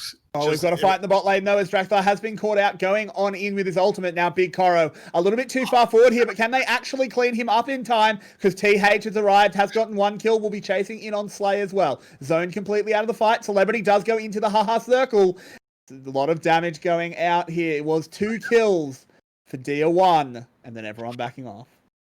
That hook nearly landing on 𝘀𝑀𝘀𝑖. Minion saving the day. Get down, Mr. President. 𝘀𝑀𝘀𝑖 gets away. And yeah, a 𝘂𝗀𝗀𝗀 overstepping. It looked like it was just an overforce. 𝘀𝘀𝗺 and 𝘂𝗀𝗀𝗀 both going down after forcing really hard and not really had to flash. Taunt will land. He doesn't have access to cleanse. It's a dead Victor. And Dia1, he's on the map. He's on a carry. He's doing what he can. And Petland, run! Buddy. Oh, okay. He didn't throw the spear, so Petland will escape. Yeah, so Dia1, he's on a carry. He's put his pants on. He's now 3-0 after a very, very good teleport. And yeah, we'll just see they reach a little bit too hard. And Yijin, he was coming down for a gank, so it just turns into the perfect counter gank. Oh, it was the barrel that shoved 𝘂𝗀𝗀𝗀 into the back line. And 𝘀𝘀𝗺, he took the lantern, which really should have been saved for 𝘂𝗀𝗀𝗀. But it is what it is. TH is able to get 1 back, but nothing done. It's just, yeah, they really poor timing on the gank from 𝘀𝘀𝗺, as Yijin was just there to counter it. Yeah, that's what it comes down to. And it was, of course, a lot of CC being used on 𝘁 as well, which is not ideal. It's just a Leona. So and Leona is unreasonably tanky. We also saw Dia1 get that pass up into the mid lane and get the kill into 𝘀𝘀𝗀𝗀, which has really catapulted him into his Divine Sunderer. He's now at a really strong position and can probably look to win this side lane against TH now. Can Yijin get... Oh, God. Oh, Yijin stole it. He can't get the eye yet. He has to be very careful. Picks it up now, and they're actually going to charge forward. There's the barrel onto TH. He doesn't puddle the taunt. And that's a dead Vladimir. And the Leona ult! Bring down the sun! The 𝘁𝑀𝘀𝗀𝗀𝗀 charging forward. Devil may cry! And there it is, a double kill for Dia1. He's now 5-0. And this is why we praise this SBTC team. Dia1, please share. Dia1 did very little there. He just sort of walked in and it's like, these are mine. These kills belong to me. You got these kills? I got these kills. Finally, we have SBTC on champions that they actually look good at. 𝘁 on the Leona is a treat. They're going to get this mid lane turret too with this Rift Herald. Oh my God, Yijin with the clutch smite. 𝘀𝘀𝗺 just sort of looking at the eye like, oh. Look at the real MVP in this fight. I hope the replay shows it is the Solar Flare. Oh, Look at the Solar Flare. Bang! 3 on the stun, gets the slow on the 4th. That just lets 𝘁𝑀𝘀𝗀𝗀𝗀 go in and do so much damage. And yeah, Dia1's just like, hee, he's up for me. Me kill. I mean, you don't hate your 𝘀𝗀𝗀𝗀𝗀 getting fed. Probably doesn't need any more kills though. Has the Divine Sunderer.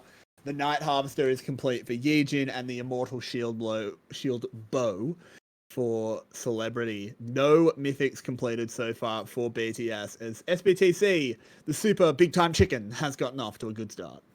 Yeah, they fixed their recipe. They have they've got a good chicken, and they actually didn't manage to finish off that mid lane turret, which is quite surprising. I really thought they'd have enough damage to, but I expect that to be on next to nothing. It'll blow over very shortly. Oh, TH in some trouble. Should have access to the puddle, but he doesn't press it until way too late. Oh, never mind. He survives. The ultimate heal comes in. He's actually okay. I mean, yes, he survives. He got lucky. But he definitely should not have survived. Yeah, he should have done. He should. While we're on the very late to his pulls, and that is really, really detrimental to. This is going to be our first non-ocean rift, also. Yeah. See that happen? I'm gonna take a guess and say mountain rift because there's no tanks to take advantage of it. There it is. The anti-Yulwei has arrived. And while we've been making jokes about chickens, I find this is completely off topic, but I find it very funny that the official KFC Twitter account follows 7 random people named Herb and the 4 Spice Girls. Yes. Got the 11 secret herbs and spices. I find it really, really funny. As TH, they're going for him again. He still has access to the puddle. He gets knocked up, goes into said puddle, and goes golden. So he will live, but Yijin should put an end to that. But no, the flash! He lives! Vladimir gets away! He lives, but he had to blow everything. And that is just not what you want. And now he's still going back in because Drakthar's I mean, he had to blow everything, but he lived, right? Like, they're not executing. Why are they diving the Vladimir? Go somewhere else. He lived. He had to blow everything, but he didn't have to blow everything if he just puddles first. TH, man, what the hell? You're meant to be good at this pick. But as it is, TH and Drakthar are absorbing the attention of 3 players, and Drakthar has overstepped. He's dead. Yeah, and I'm sorry to the single member of the Drakthar fan club. You might want to go check where your toaster is, as Celebrities Under the Tower is spinning around. A Galio will arrive, but won't actually do much. Deer1 wants to go under the tower. The box was used. He Hextech ultimatums forward. 𝘁cie doing what damage he can, but there is not much to it. The Aphelios ult is used. Do they really want to fight? BTS, I don't know. There's a big shutdown, but it's traded back immediately. 𝘁cie on the run. Yijin very, very low. I mean, in the end, I guess the 1-for-1 at the end was worth. The 1-for-1 at the end was kind of worth. I mean, you got more gold out of it, yeah. If that was an Inferno, that would have been fantastic. Unfortunately, It was simply Crescendum. And Yijin is going to die here, probably. Yep, there we are. As he sticks a bit long, Drakthar able to respawn and set up that kill for 𝘁cie. This is the VCS, I suppose. We just keep fighting. At the VCS. Yeah, Drakthar just walks headfirst into a sleigh he knew was in that bush. They are on a control. And so from there, they just instantly kill him. TH doesn't have the pull, but so it just doesn't happen. Then Elio's in the middle of the team. He does what he can, tries to hold people under tower.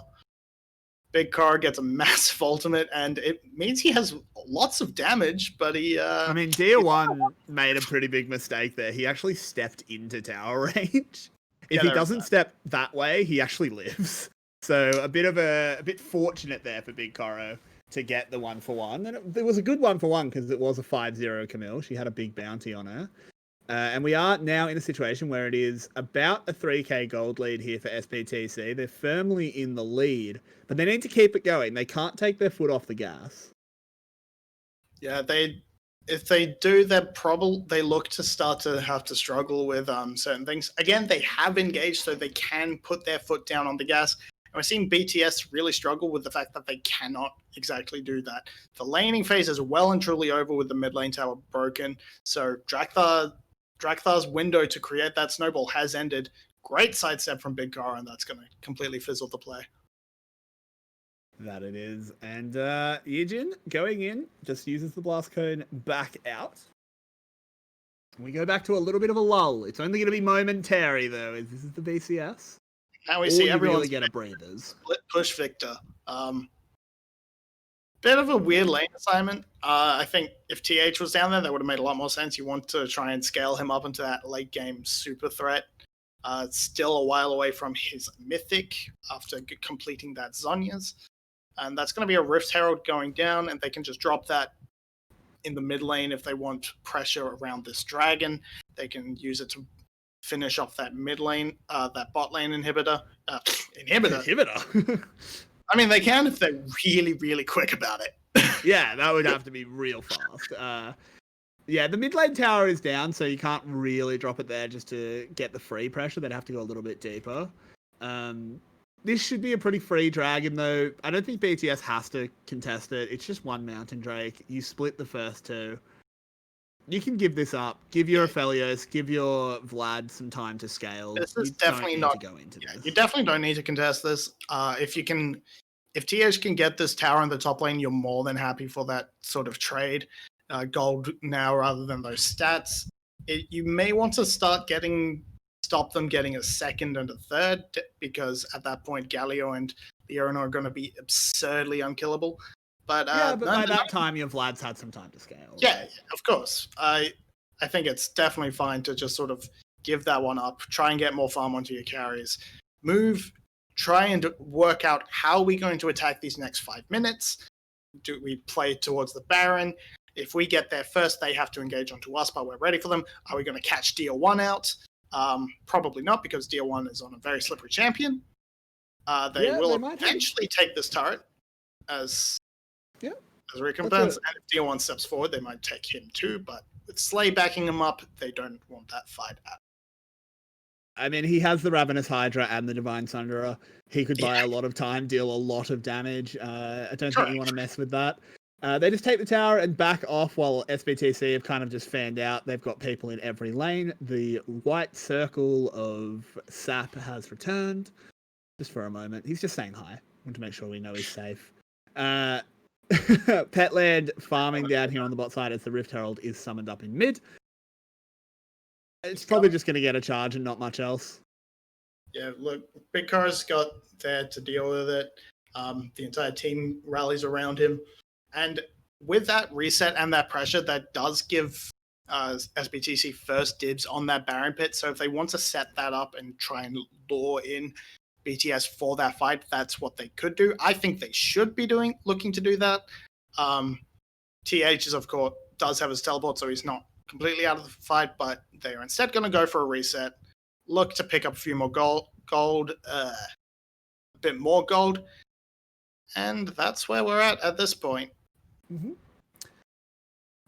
Yeah, I mean, look, the longer it goes on still being quiet, the better it is for BTS. BTS wants this game to slow down to a crawl. They want to let their champion scale. They want to let Vlad finish his mythic. They have the 𝗱𝗲𝘀𝘀𝘆, who's now got 2 items. He's a pretty big threat, but of course, Collector and Shield Bow on Samira as well. Definitely no joke. And it's just going to come down to who can really force a fight, and this is a pretty good way to force a fight. Just start Baron.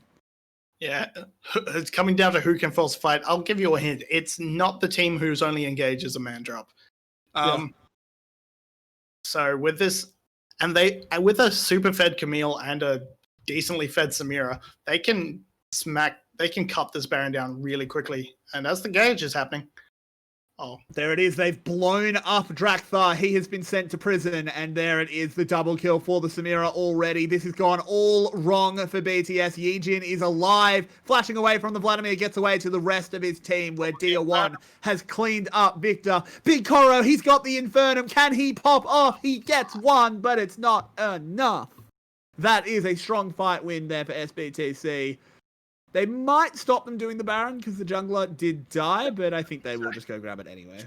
I don't think so. You've got 𝘁cie to take it up. Deal1's got plenty of Omnivamp. He can just heal himself back to full off the Baron if 𝘁cie is tanking. So they should be able to take this. Apparently not, because Celebrity decided the crap was much more. I mean, 𝘀𝗀𝘀𝘆's up with man drop. I don't think you can take that. I think that's the right call. I suppose. But they back off from that. They get the ace pretty handily. That gives them an even more gold lead, and they can just rinse and repeat the same strategy. And you can see, despite the really good vision around the area BTS has, they played this fight really poorly. 𝘁𝗏𝗺 goes in way too early. I mean, 𝘁𝗏𝗺 gets an amazing flank here, but even after 𝘁𝗏𝗺 flashes out, he can see they're all grouped up around TH, doesn't even think about using the ultimate, hangs on his 𝘁𝗶𝗶𝗹𝘀 way too long, and when he does get off, you can see he does a ton of damage to the team, but it's way too late. Everyone's already, the rest of his team's dead. He gets one for his efforts. It was an important one, but one all the same. Yeah, BTS fumbling that fight big time. SBTC doing a good job, knowing that it was going to be hard to force BTS to fight you with all of their wave clear. So you just start Baron. Just say, okay, if you don't want to fight us, we'll just take Baron and get the big ace off of it. They are now firmly in the lead, and Game 3 is looking pretty likely. Yeah, and they can use this, and now the Dragon's coming up, so that's probably going to be their next port of call.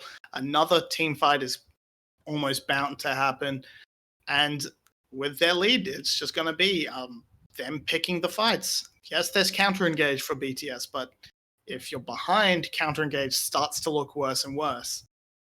Yep. Especially if you don't have any engage to make your own picks, make your own things happen around the map. You cannot do anything against SBTC when they are playing carefully and to their strategy of set up these objectives, force them to come to you, then make your turn.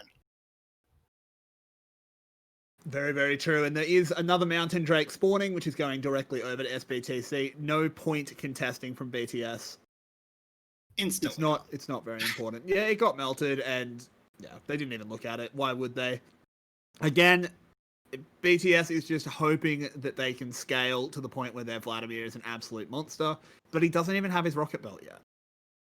Doesn't have his rocket belt. He is not really able to do anything in these side lanes. He hasn't got a jungle to clear to get to sneak extra CS into his pocket.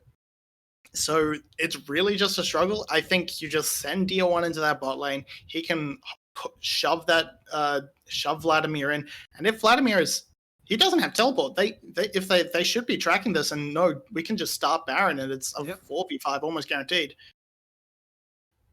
Yep, they're just going to get a little bit of vision of the approach, and then I think they will pull the trigger. 𝘁𝗏𝗺 is backing off, though, so should be able to arrive for the back half of this fight, but Baron's going to go down really fast if they commit to it, which they are now.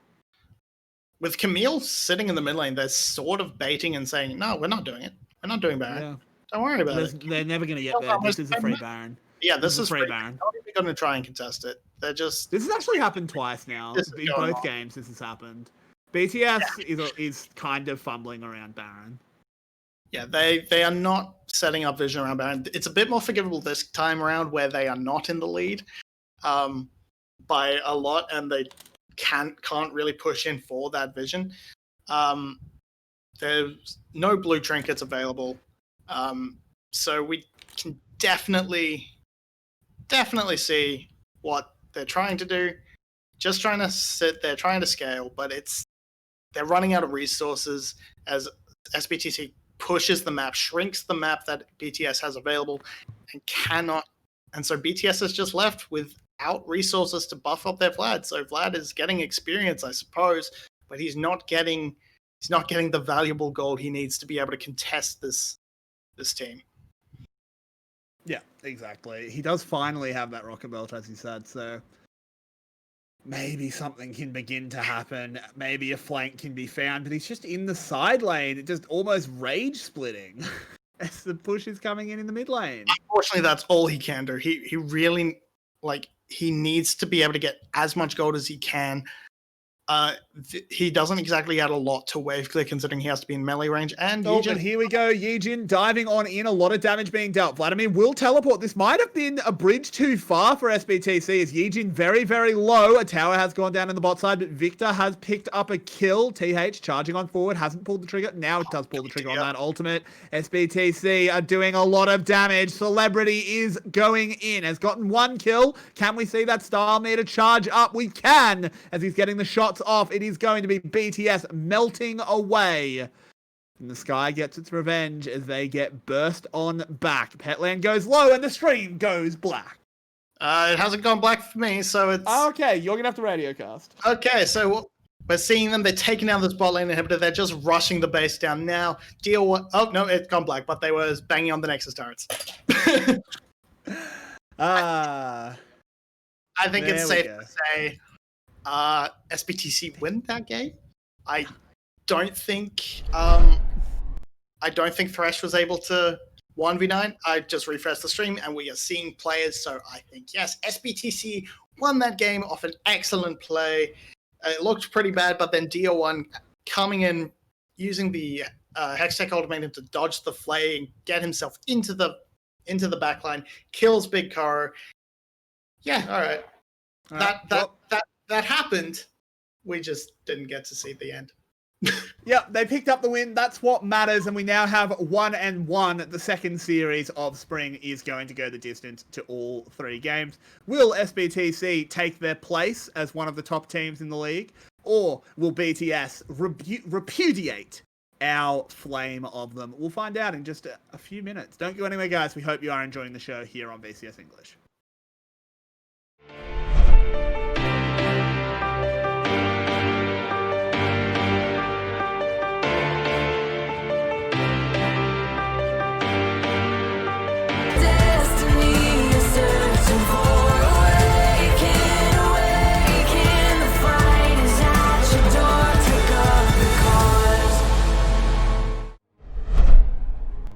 Welcome back, everybody. We apologise for the technical issues. We did have to go scare 𝘁𝗀𝗀𝘀 out of the office to get rid of that sap. But we are into champion select here. Thick and fast. Zoe has been taken out. It will be SBTC returning to the blue side of Summoner's Rift. Rebel, Vinnie, you're still here with me. I'm so glad to say it. What do you think needs to happen for these teams? Rebel, you can start us off. I like that BTS has adapted by banning their own Pantheon. They decided to get rid of that one so that can't go into the hands of 𝘁𝗀𝘀𝘀. Didn't have a fantastic performance on that in-game #1.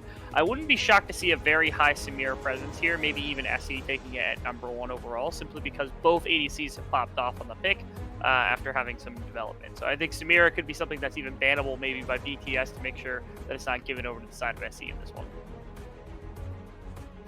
It will be a 𝘁𝗿 ban to end it for SBTC. They don't want to give that to Dia again, possibly just denying any 𝘁cie𝗱𝘆 trades. And 𝘁𝗍, he's gone. Oh, welcome back, Vinnie. I was muted. You can start talking now because you figured out your mic. Off you go. I was going to say, if they did ban the 𝘁cie𝗱𝘆, what were they going to give up? Would they give up the 𝘁𝗍? Turns out no. And so yes, the 𝘁cie𝗱𝘆 does get picked. This does leave open things like the Nidalee for 𝘁𝗀𝘀𝘀 again. He can continue to miss spears with reckless abandon. But the 𝘁cie𝗱𝗆 is going to be the obvious pick into it. I still would like to see AD carries go towards things like the MF as a potential answer to 𝘁cie𝗱𝘆. We finally get to see 𝘁𝗀𝘀. Can 𝘁𝗀𝘀 play 𝘁𝗀𝘀? We will find out. Hey, you know what? Olaf, no spears. Can't miss spears. If there's no spears in the kit, you're good. I think we're good here. I think we're in the clear. Maybe it's time for 𝘁𝗀𝘀𝘀 to finally pop off with these axes instead of spear weapons where he can miss all the time. What is an axe, but not just a short spear? I mean, they're completely different.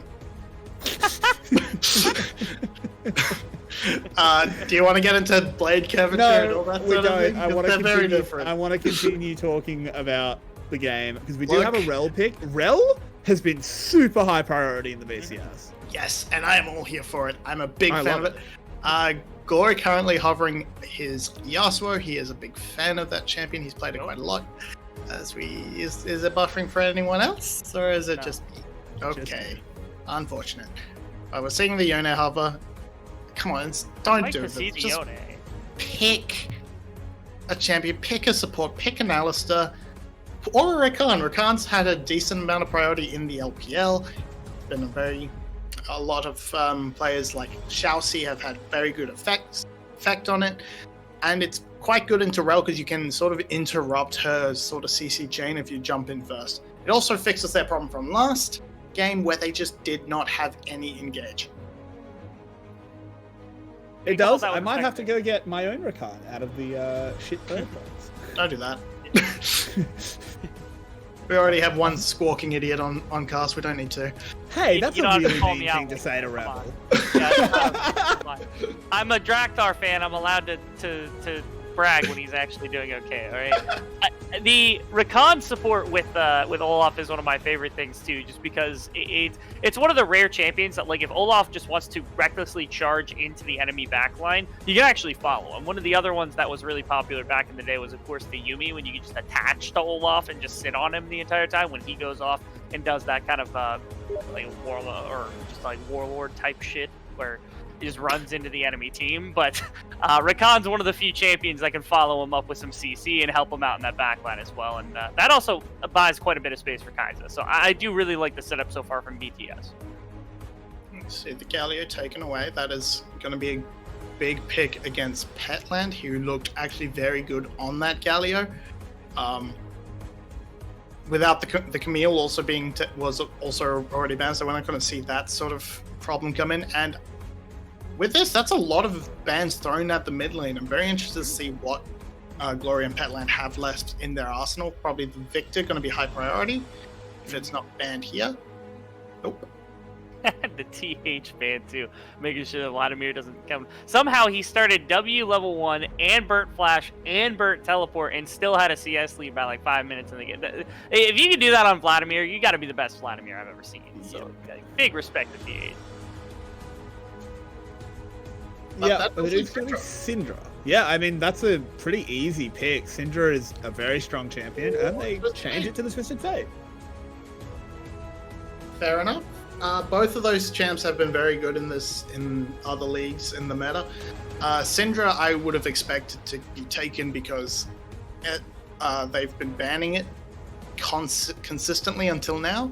So away from Glory, so if Glory can take that, and it's also just a champ anyone can play. But Petland's going to revert back to the Victor.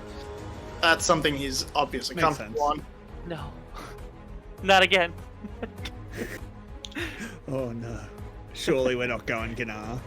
Unfortunately, anyone can make it work. Wait, no, Dia1 was on last game. Never mind. Oh boy! Yeah, If anyone can make it work, it's Dia. That's fair. Gnar is one of those champs that, if you're good at Gnar, he actually looks amazing. People like Ziv, who are long-time Gnar players, actually make him look like a really good champion. Unfortunately, I don't think Dia1, a mid laner by trade, is a long-time Gnar player. So we're going to see how he goes against the... He was a Jace Lucian 2-trick for an entire split. True. Gnar's not that different than those champions, though, right? Exactly. Why not just play Jace? Yeah, you could have just picked it. I mean, Jace. Actually, you would have had a really strong comp setup if you picked the Jace. yeah, you would have. Plus, not to mention, like, one of the best ways to respond to an Olaf when he's Ragnaroking into your team is massive burst damage, and that's something that J6 excelled at. You just throw a shock blast through a gate, and then you just go into hammer stance and full burst the Olaf, and then he dies before he can do any significant damage. And you couple that with like a Victor, and now no longer does your Samira fear the fact that an Olaf can stand in her face with the Gordon Current and soak her entire combo. Yeah, it's very true. Wukong was the pick to round it out in VCS as well. What do we think of these drafts? Rebel, overall, what are you thinking? And if you turn the nameplates off, which draft do you like more? It's I've been really kind of leaning against these kind of low range compositions with the Samira. I think they're kind of difficult to execute perfectly. I'm also a big proponent for Twisted Fate right now, although after that last game, I'm kind of hesitant to support 𝗀𝘃𝘀. So I think nameplates off, I really do like the Twisted Fate and the composition that 𝗀𝘃𝘀 has put together, but I am a little bit worried they're not going to be able to execute on it. Yep, fair enough. Vinny, what do you think? I think much the same. I really like 𝗀𝘃𝘀's composition. I also really like SBTC's. The Gnar is a bit of a screwball in that. But if you had last picked the Gnar into something as a sort of a counter pick, yeah, I like Gnar there. I don't like him as a blind pick, therefore getting into a sort of mediocre to bad matchup against the Wukong, which would lean me to favor BTS's comp, but it is hard to say, can they execute on it? We see 𝘀𝘀𝘀, we might see 𝘀𝘀𝘀 do what he did in game 1, though. It's farming jungler versus farming jungler. So we will see. We will. And Rebel, give us your final thoughts and who will be taking this one 2-1. Drakthar activated, baby. Give him the Olaf. Let him invade. Let's see it. BTS for the win. They're going to win 2-1. Let's go.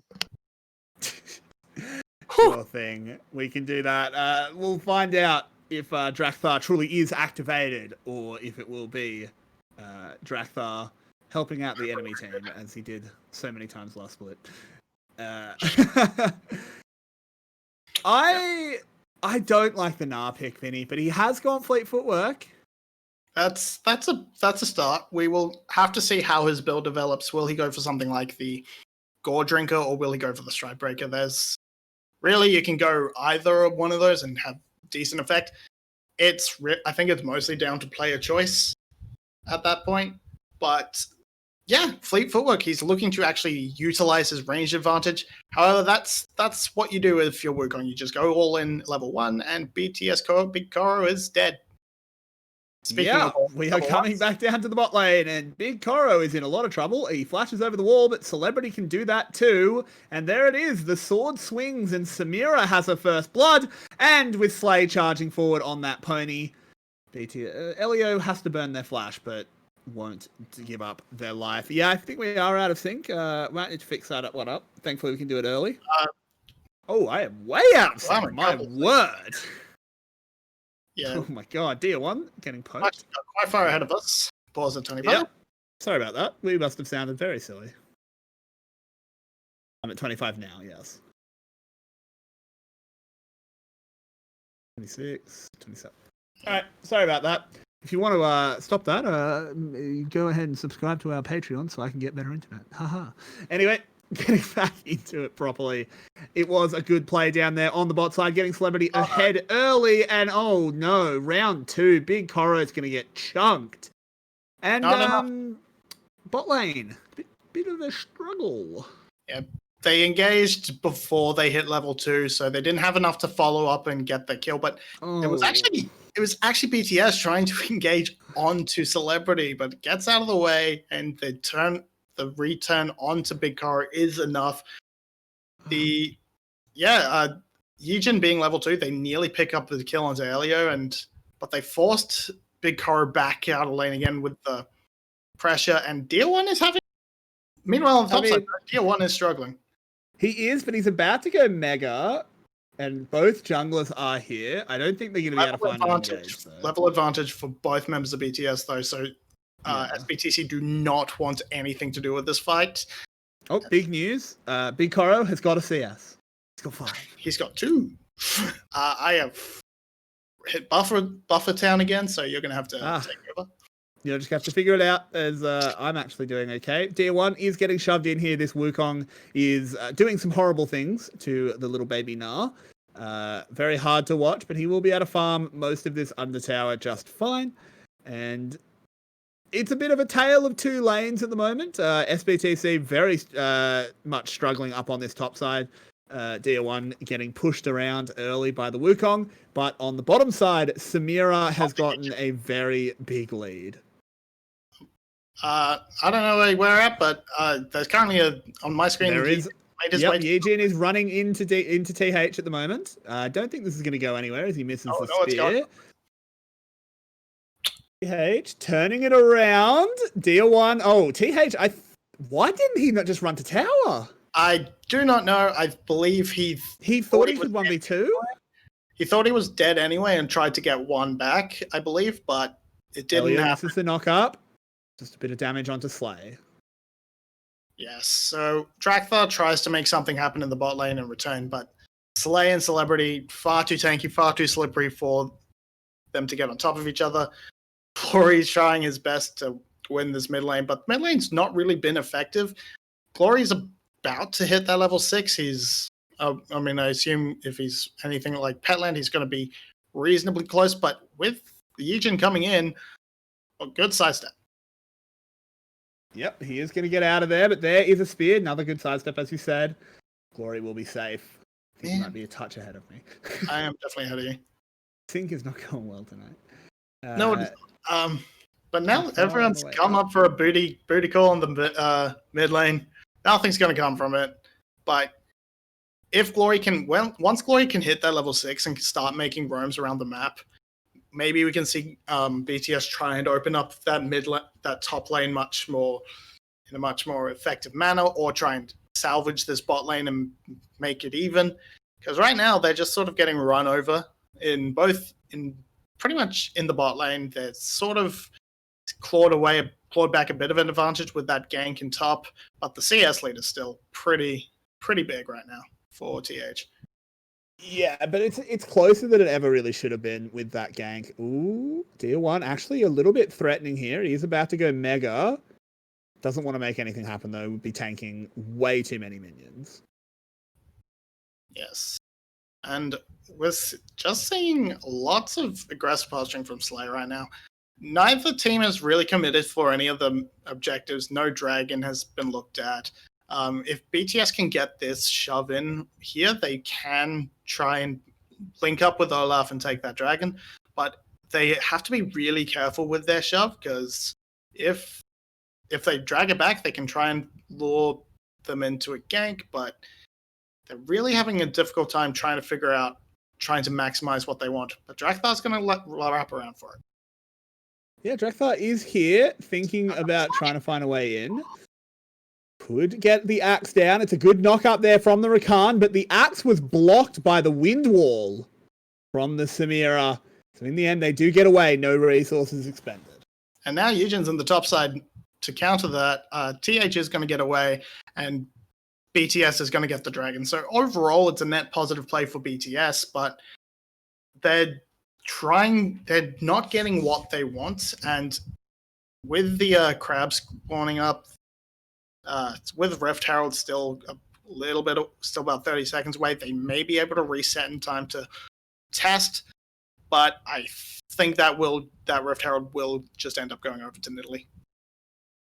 Oh no, gank at the top side. You might be very far ahead of me. I might be very and far there's the Twisted Fate. Yeah, he has just landed in onto Tier1. Used the red card though. Yeah, you're ahead of me. I am just falling behind. Apparently, I will try and I'll try and catch up. Let me catch up. I'm quite far behind. Let me catch up. So just see Tier1 sort of harassing TH in that range form. Petland winning a 1v1 against 𝘀𝘁𝗺 gets interrupted by 𝘁𝑺, and 𝘁𝑺 caught in transition. And we are at 8:30 now. As 𝘁𝑺 goes down, just gets out, but Eugen with the smite on Raptors survives that. Petland with a flash E picks up another kill onto 𝘁𝑺, and in the bot lane they kill 𝘁𝑺, who is left to his own devices under tower. That was a bad time to have to do a resync, because that was an absolute flurry of action. Absolutely. As, everything just went wrong for BTS. Can we make sure we are synced up? Production, give me a timestamp. Okay, I'm synced with production. I'm a little bit ahead. You are, Vinny? Okay. Do your best not to spoil or pause for a second or so. Anyway, we do apologize. We're having some sync issues. Let's have a look at what happened to 𝘁𝑺.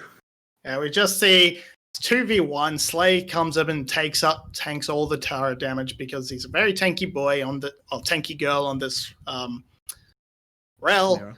Oh, Rel. Sorry. Yeah. And the 𝘁𝑺 does his best, outplays and to outplay and make Slay take too many tower shots, but just not enough. Ends up going down to the. Which, yeah, what's going to happen when you're left alone against these two? They are just going to tower dive you over and over. They do not care about towers. 𝘁𝑺 was trying his best to make something happen in the top lane, but couldn't get it to happen. Now with all the attention that's been thrown around the map, Tier1 has caught up on CS. He is in a very comfortable position and can actually play the game now with these plated steel caps. Yep, he's managed to stabilize this lane very, very well, is holding his own against the Wukong. Eugen is able to pick up this Rift Herald as well. The mid lane was a big swing there with Petland picking up those 2 kills. And 𝘂𝗎𝘀 might just be about to kill TH. It's going to be a bit close, but he lands the stun and the rock. Needs one more auto. Can't get it. And doesn't get his boomerang. So 𝘂𝗀 on the run. 𝘁𝗀 got there just in time. But on the bot side, haha, funny circle. Doesn't quite turn it around as 𝘁 had already fallen. I think 𝘁_cie_𝗱𝗆 wants to keep this one going, but isn't quite able to. 𝘁_cie_𝗱𝗆 really wanting to get that S rank again and try and get that sick, smoking, sexy style all over BTS. That came out way worse than I thought it would. That was a 𝗱𝗵𝗺 joke that went down a bad alley. Like, oh boy. But yeah, it was close to turning it around with the 𝘁𝗎, but let's actually have a look at what happened to 𝘁. Yeah, they just go in, pretty much CC chain, and then it's the last hit from the killer instinct that brings it down. 𝘁𝗀𝗍 does a lot of damage on that. Oh, the killer instinct got him in range, but so yeah, we just see 𝘁𝗀 was close though. 𝘁𝗀 very close to getting a triple kill. If there was a bit of lethality in there, or if that shield bow had been completed, that almost certainly would have been the triple, and that is a terrifying thought to think about at this early in the game. Yep, but thankfully at 12 minutes there are no mythics completed. That would be even more terrifying if they already had the shield bow.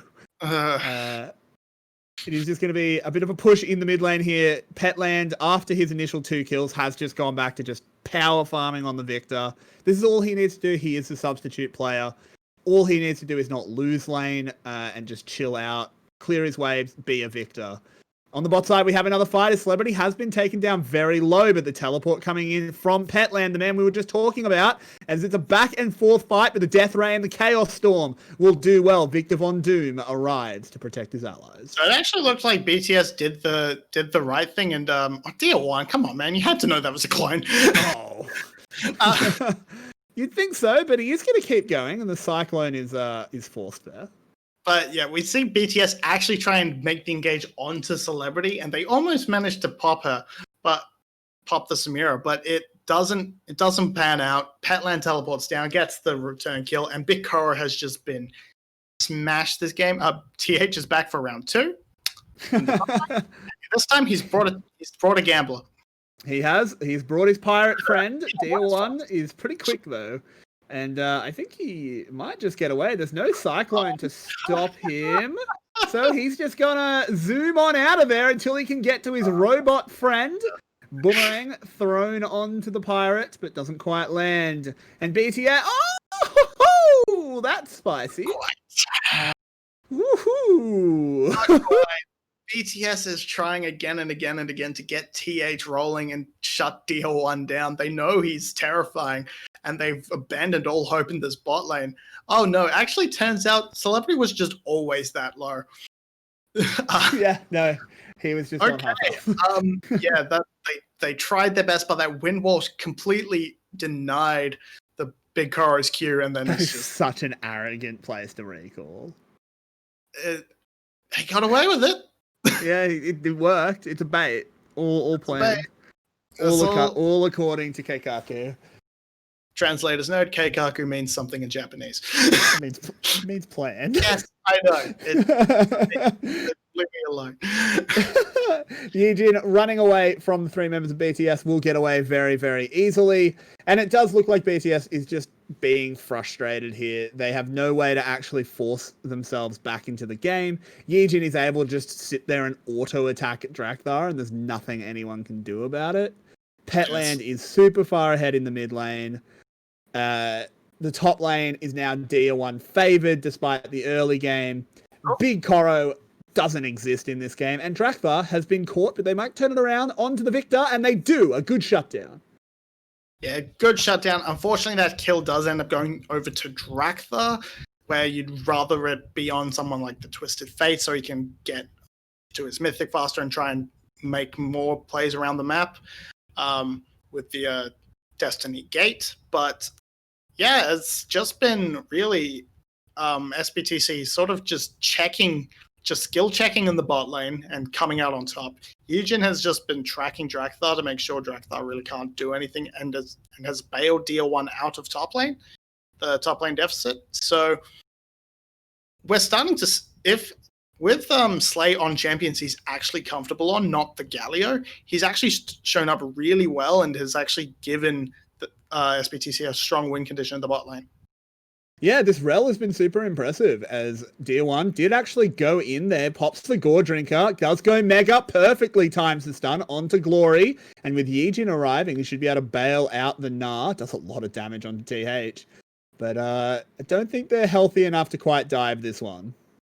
They are going to push in to take the tower, though. Not enough to dive, but they can take the tower down, and that ends up being basically the story of 𝘁𝟁's ultimate's top. It either gets SBTC something, or they just don't get anything. DL1 has been so hard to kill it for 𝘁𝟁 and TH. It's not working for them. They need to try a different strategy, but they just keep doing the same thing over and over and over again. But I mean, what other strategy is there? They can't go bot lane because their bot lane doesn't exist.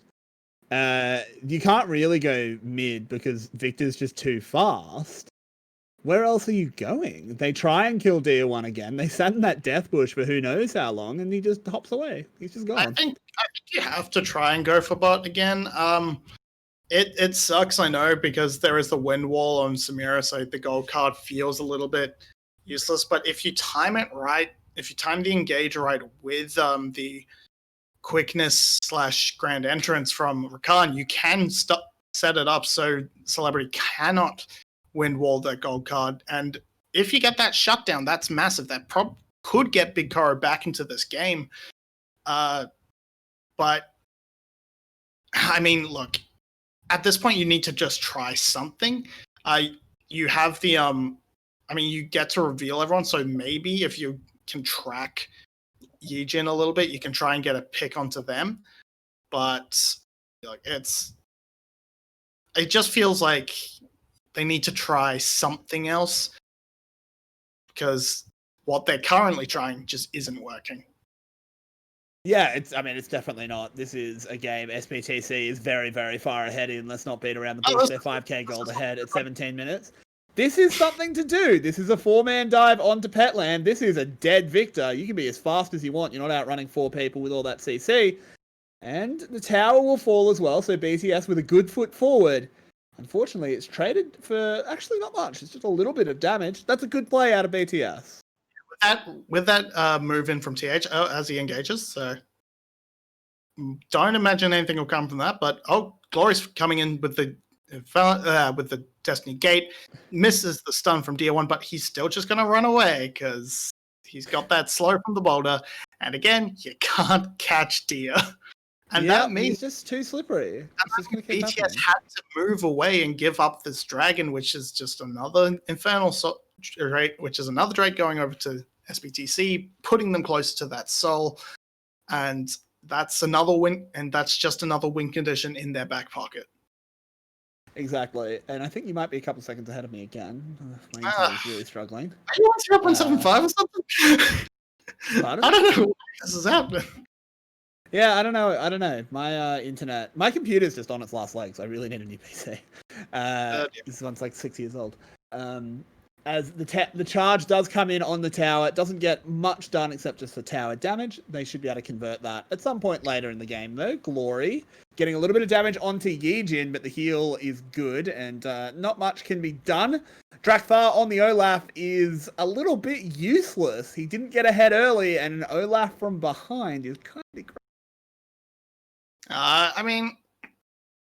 Olaf from behind with the new items and the 𝘁𝗀𝗀𝘀 can once he finishes his Sterax, if he gets a Spirit Visage in there, he can still do a lot once those fights come in. Unfortunately, on just the 𝘁𝗀𝗀𝘀, he's kind of not that great unless he hits that 𝘁𝗀𝗀𝘀 early, which he hasn't. And here we go again. Yep, they're going to try and kill Dia for the 10th time? Oh my god, they've done it! They did it! Oh, God, you're so far ahead of me. No, they didn't. I don't know where you are, but... Okay, I'm miles behind. Vinny, you need to do casting. Okay, well, huge engage from 𝘁, gets that ultimate off and gets 4 in, but that's not enough. There's no follow-up damage. Rakan's quickness manages to bail out the rest of BTS, and they get away with with another kill onto Petland. Yijin maybe looking to follow in. 𝘁𝐷𝘀 makes his way there, and SBTC actually going to start up this Baron while BTS is on the reset. Do they have the time step? damage? They probably do not. 2039. Okay, okay, I can catch up then. Yeah, I'm going to pause at 2055. All right. Take My this Baron. internet's having a real bad night. Yeah. Even from tier 1, probably secure this back. Vinnie? Yep, 55. All right, count us down, production. Yeah, and this. All right, let's hope it actually stays synced. I do apologize. This one's on me. I can't afford a better PC. And the Baron is secured, though. SBTC, once again, get an uncontested Baron about the 5th time this series. Really gutsy play from SBTC, though. Getting outfoxed. Really gutsy play. They knew the tier 1's respawn and teleport was up.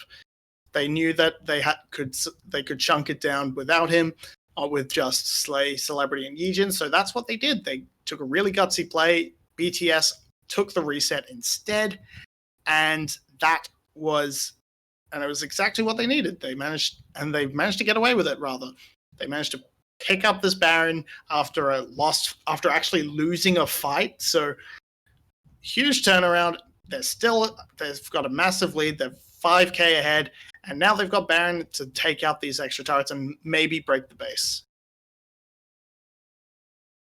Perhaps 𝘁𝐴𝐷𝘀 coming in after a very eventful lane phase. 𝘁𝐴𝐷𝘀 actually has been pretty quiet.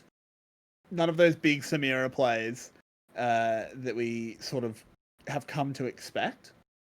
They do take that mid lane inner, and down in the bot side, they figured out that, hey, we can't kill Dia, we can go for the other solo laner, and they kill the Victor. 𝘁 dived in to try and save him. Oh boy, dying for your laner's sins there, and this could be a bit of a turnaround. Big 𝘁𝑺 free firing in the backside, taking down Dia. 𝘁𝐶𝐿EBRITY does have the style locked and loaded, but doesn't pull the trigger quite yet. I'm waiting for it. I don't think they can go in on that one. It's way too many health bars. And BTS get a good fight. They're trying to come back. Yeah, get a nice pick, and then SBTC just sort of funneling one at a time, trying to chase the loss, but it does not work. Targeting the sub on Petland, it's working out. It worked out for them very well in this instance, and they've tried, but it looks like Yijin is actually going to pick it up. Yeah, Petland just getting collapsed on here, flashes over the wall just to meet Glory on the other side. And then, yeah, 𝘁 comes in to try and save Petland, but he's already dead, so ends up going down. Then tier 1 joins the fray and ends up going down for nothing, because Big 𝘁 is left completely untouched and has a mythic now and can actually kill the big, beefy tier 1. I mean, it doesn't matter how far behind the ADC is. When they're free firing like that, you're gonna die pretty quick. Yeah. Particularly when it's a Kraken Slayer. But SBTC have bounced back. They pick up a 3rd Drake. They are now on Infernal Soul Point. So one lost fight will definitely not slow down the chicken. And definitely not. They still have a couple of Baron buffs. Actually, it just timed out, so they're not going to be able to break the base with it. But a bit of an engage, though. The charm landing from Rakan, but 𝘁 is very tanky. They get onto the side, onto the Olaf. He does have that Ragnarok, a big shield, the Gore Drinker as well. Oh, but he gets pulled back, will get cleaned up. 𝘁 traded on the other side, though. Petland has to try and find a way out. This is another good fight here for BTS, but 𝘁𝐿EBRITY is locked and loaded. Here we go. The guns are firing. It's a triple kill for 𝘁𝐿EBRITY. Elio goes down as well. 𝘁𝐿EBRITY charging on forward. Won't be able to find the monkey, but he will be the only one left. And with that, I just swallowed a fly. Don't do that. That's going to be enough for SBTC to break open the base, get an inhibitor as the play-by-play dies off screen. Everything's fine. Welcome back. Just inhaled a fly. And All right, That was so that's going to be painful. an mid inhibitor broken off that team fight. Red buff picked up, and then look to reset and reconvene around the Baron in about 2 minutes. I imagine is the next plan of action for this team. Yeah. So Sorry, I was just look, like completely taken out of action there. BTS has BTS has looked and tried to find these ways back in. And yeah, we see a good spear landing onto 𝘁𝗀𝗀𝘀, starts it off. And 𝘁 goes all in, and he's just so tanky that he keeps 3 of them there forever. Now, look, I mean, BTS, they played this really well. 𝗁𝗀𝘀 gets caught out, but then when TH and 𝘁𝗀𝗀𝘀 arrives, they manage to turn around this and kill 𝘁 and 𝗏𝗏𝗀. But Celebrity comes in with that Inferno trigger and just blows up 𝘁𝗀 and 𝘁𝗀𝗀𝘀. And with all the damage down, they just chase down 𝘁𝗀𝗀𝗀. Can't quite do it to TH, got it too much armor. But that's all she wrote that for that fight. And that's really set SBTC up into a place where they have complete control over this game. They have so much free pressure in the mid lane. They should be having pressure in the side lanes with Nah being able to bully out TH. And now they just need to wait for the Baron so they can really rain hell onto the rest of BTS's base. That said, SBTC does need to clean this up a little bit. They got through that fight just on the back of a 𝘁ci𝗱 kind of getting ignored. That's not going to happen every fight. And the longer this game goes, the less their lead matters. So they do need to clean this up, actually show why we think they're a top team, as Baron does slither into his pit. And I'm still having a coughing fit from that fly. With seeing the Baron start up, DL1 is on the other side of the map. TH is waiting in base for those home guards. But Baron is just sort of getting tickled a little bit. No one really wants to commit to it. And SBTC are playing around it very well, just making sure DL1 can get into a position where even if they don't commit to the Baron, he can get a tower or at least force TH to respond to him and have first move, as my stream has frozen. Yep, mine too. Okay. Oh, thank God. Okay, we're all frozen. We've got a nice little freeze frame. Oh, there we go. Yeah, we're back, and they're on the Baron. As 𝘁𝗀𝗀𝘀 will be clearing out some vision. They know what's going on. DL1 with Mega Nah already popped, so not actually going to do anything. Yeah, he just kind of getting shredded here as he gore drinks and just dies.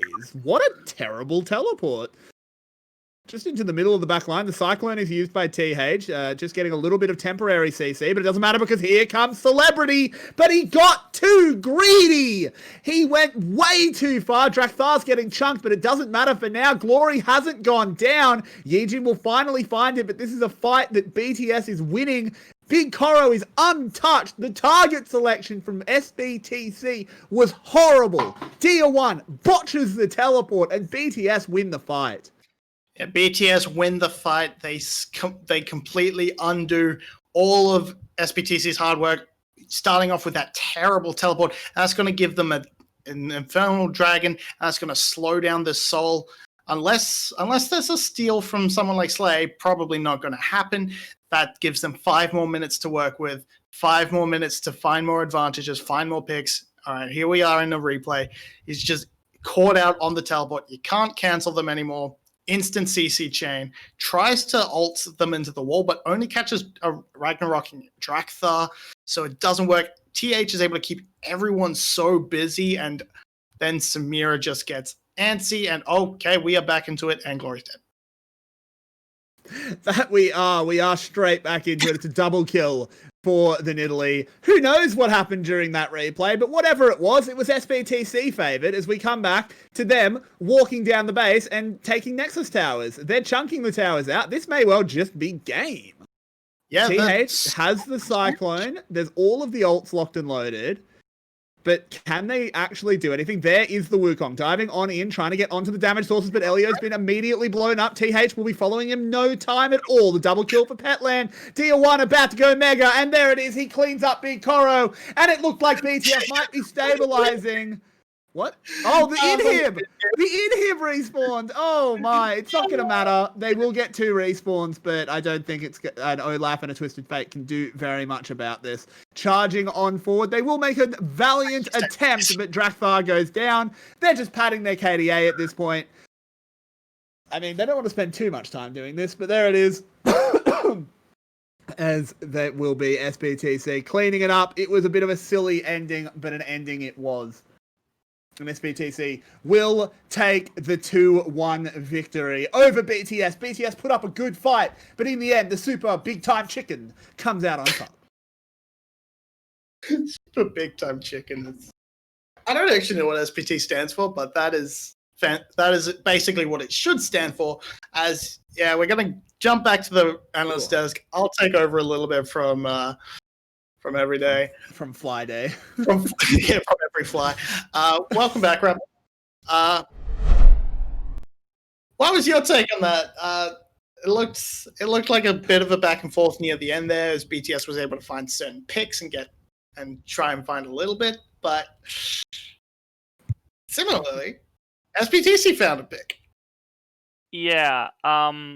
As the game progressed, like SBTC certainly doesn't look like the team we expected them to be with like a top competitor. But again, they are not at full strength on their roster, and it's pretty clear that like when they are the ones that are like challenging against somebody else's plays, they're doing fine. It's when they are forced to make plays into the other side, into the side of 𝘀𝘀_𝘀, that they were kind of struggling. But as soon as 𝘀𝘀_𝘀 was forced to make plays into the side of SBTC in these games 2 and 3, that was when the entire game just fell to pieces, and 𝘀𝘀_𝘀 had no chance. Yeah, absolutely. It's pretty dominant in the end. That said, SBTC definitely have some things to work on. Things that 𝘂𝘃 is not going to fix. And putting Gear 1 back in the mid lane is not going to fix. There's a lot of uncleanness. We actually do have a replay of what happened at the end if production can get us over to it quickly. 𝘀𝘀 just got caught out. They just got caught. This was just silly. Yeah. Just very poor vision control around their defensive side jungle, which you're kind of gonna have incomplete vision on the losing side anyway. But it doesn't work out well for them. They get caught. They're at a point where death time is so long that they just end up basically losing the game. Of course, a lot of work had been done earlier by SBTC to open the base. Just ends the game there. And just a mistake in the end by BTS. That's a shame. They were potentially on the path to a comeback due to a few mistakes by SBTC. But we all know how it ends. And in the end, it is SBTC. Maybe not in the manner they wanted to do it, but they do pick up the series win and get their season started out on the right note. It's very important they did that.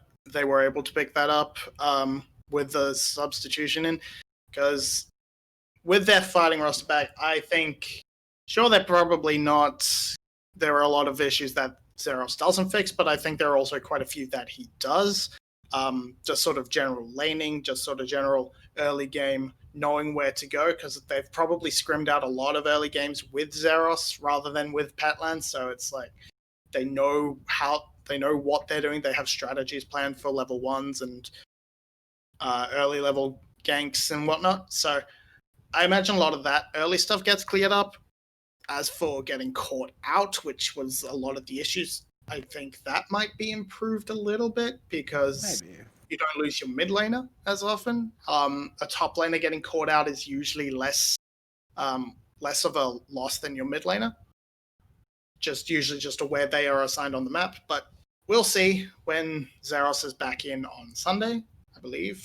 SBTC plays on Sunday. He was banned for one series, so he should be back in for the next game. But with that, we do have our first night of the VCS Spring 2021 drawing to a close. It was 2 really good series, honestly. I hope that sets the tone for how the VCS is going to be this split. Back to that high-octane, bloodthirsty gameplay. That's why we're here. It's why we love the VCS. I will thank both of you for being here. Rebel, especially, for coming on our analyst desk, and Vinnie, my new co-caster for at least some of the series. It's good to have you here, man. I hope everyone did enjoy the show. If you did enjoy the show, let us know in chat. It makes us feel good. Also, consider donating to our Patreon or just directly to the stream. Join our Discord as well and follow our social media on Twitter and on Facebook. It's all linked below the stream to get updates from us and all of the content creators in the VCS English community. And with that, I will bid you a good night and we will see you tomorrow.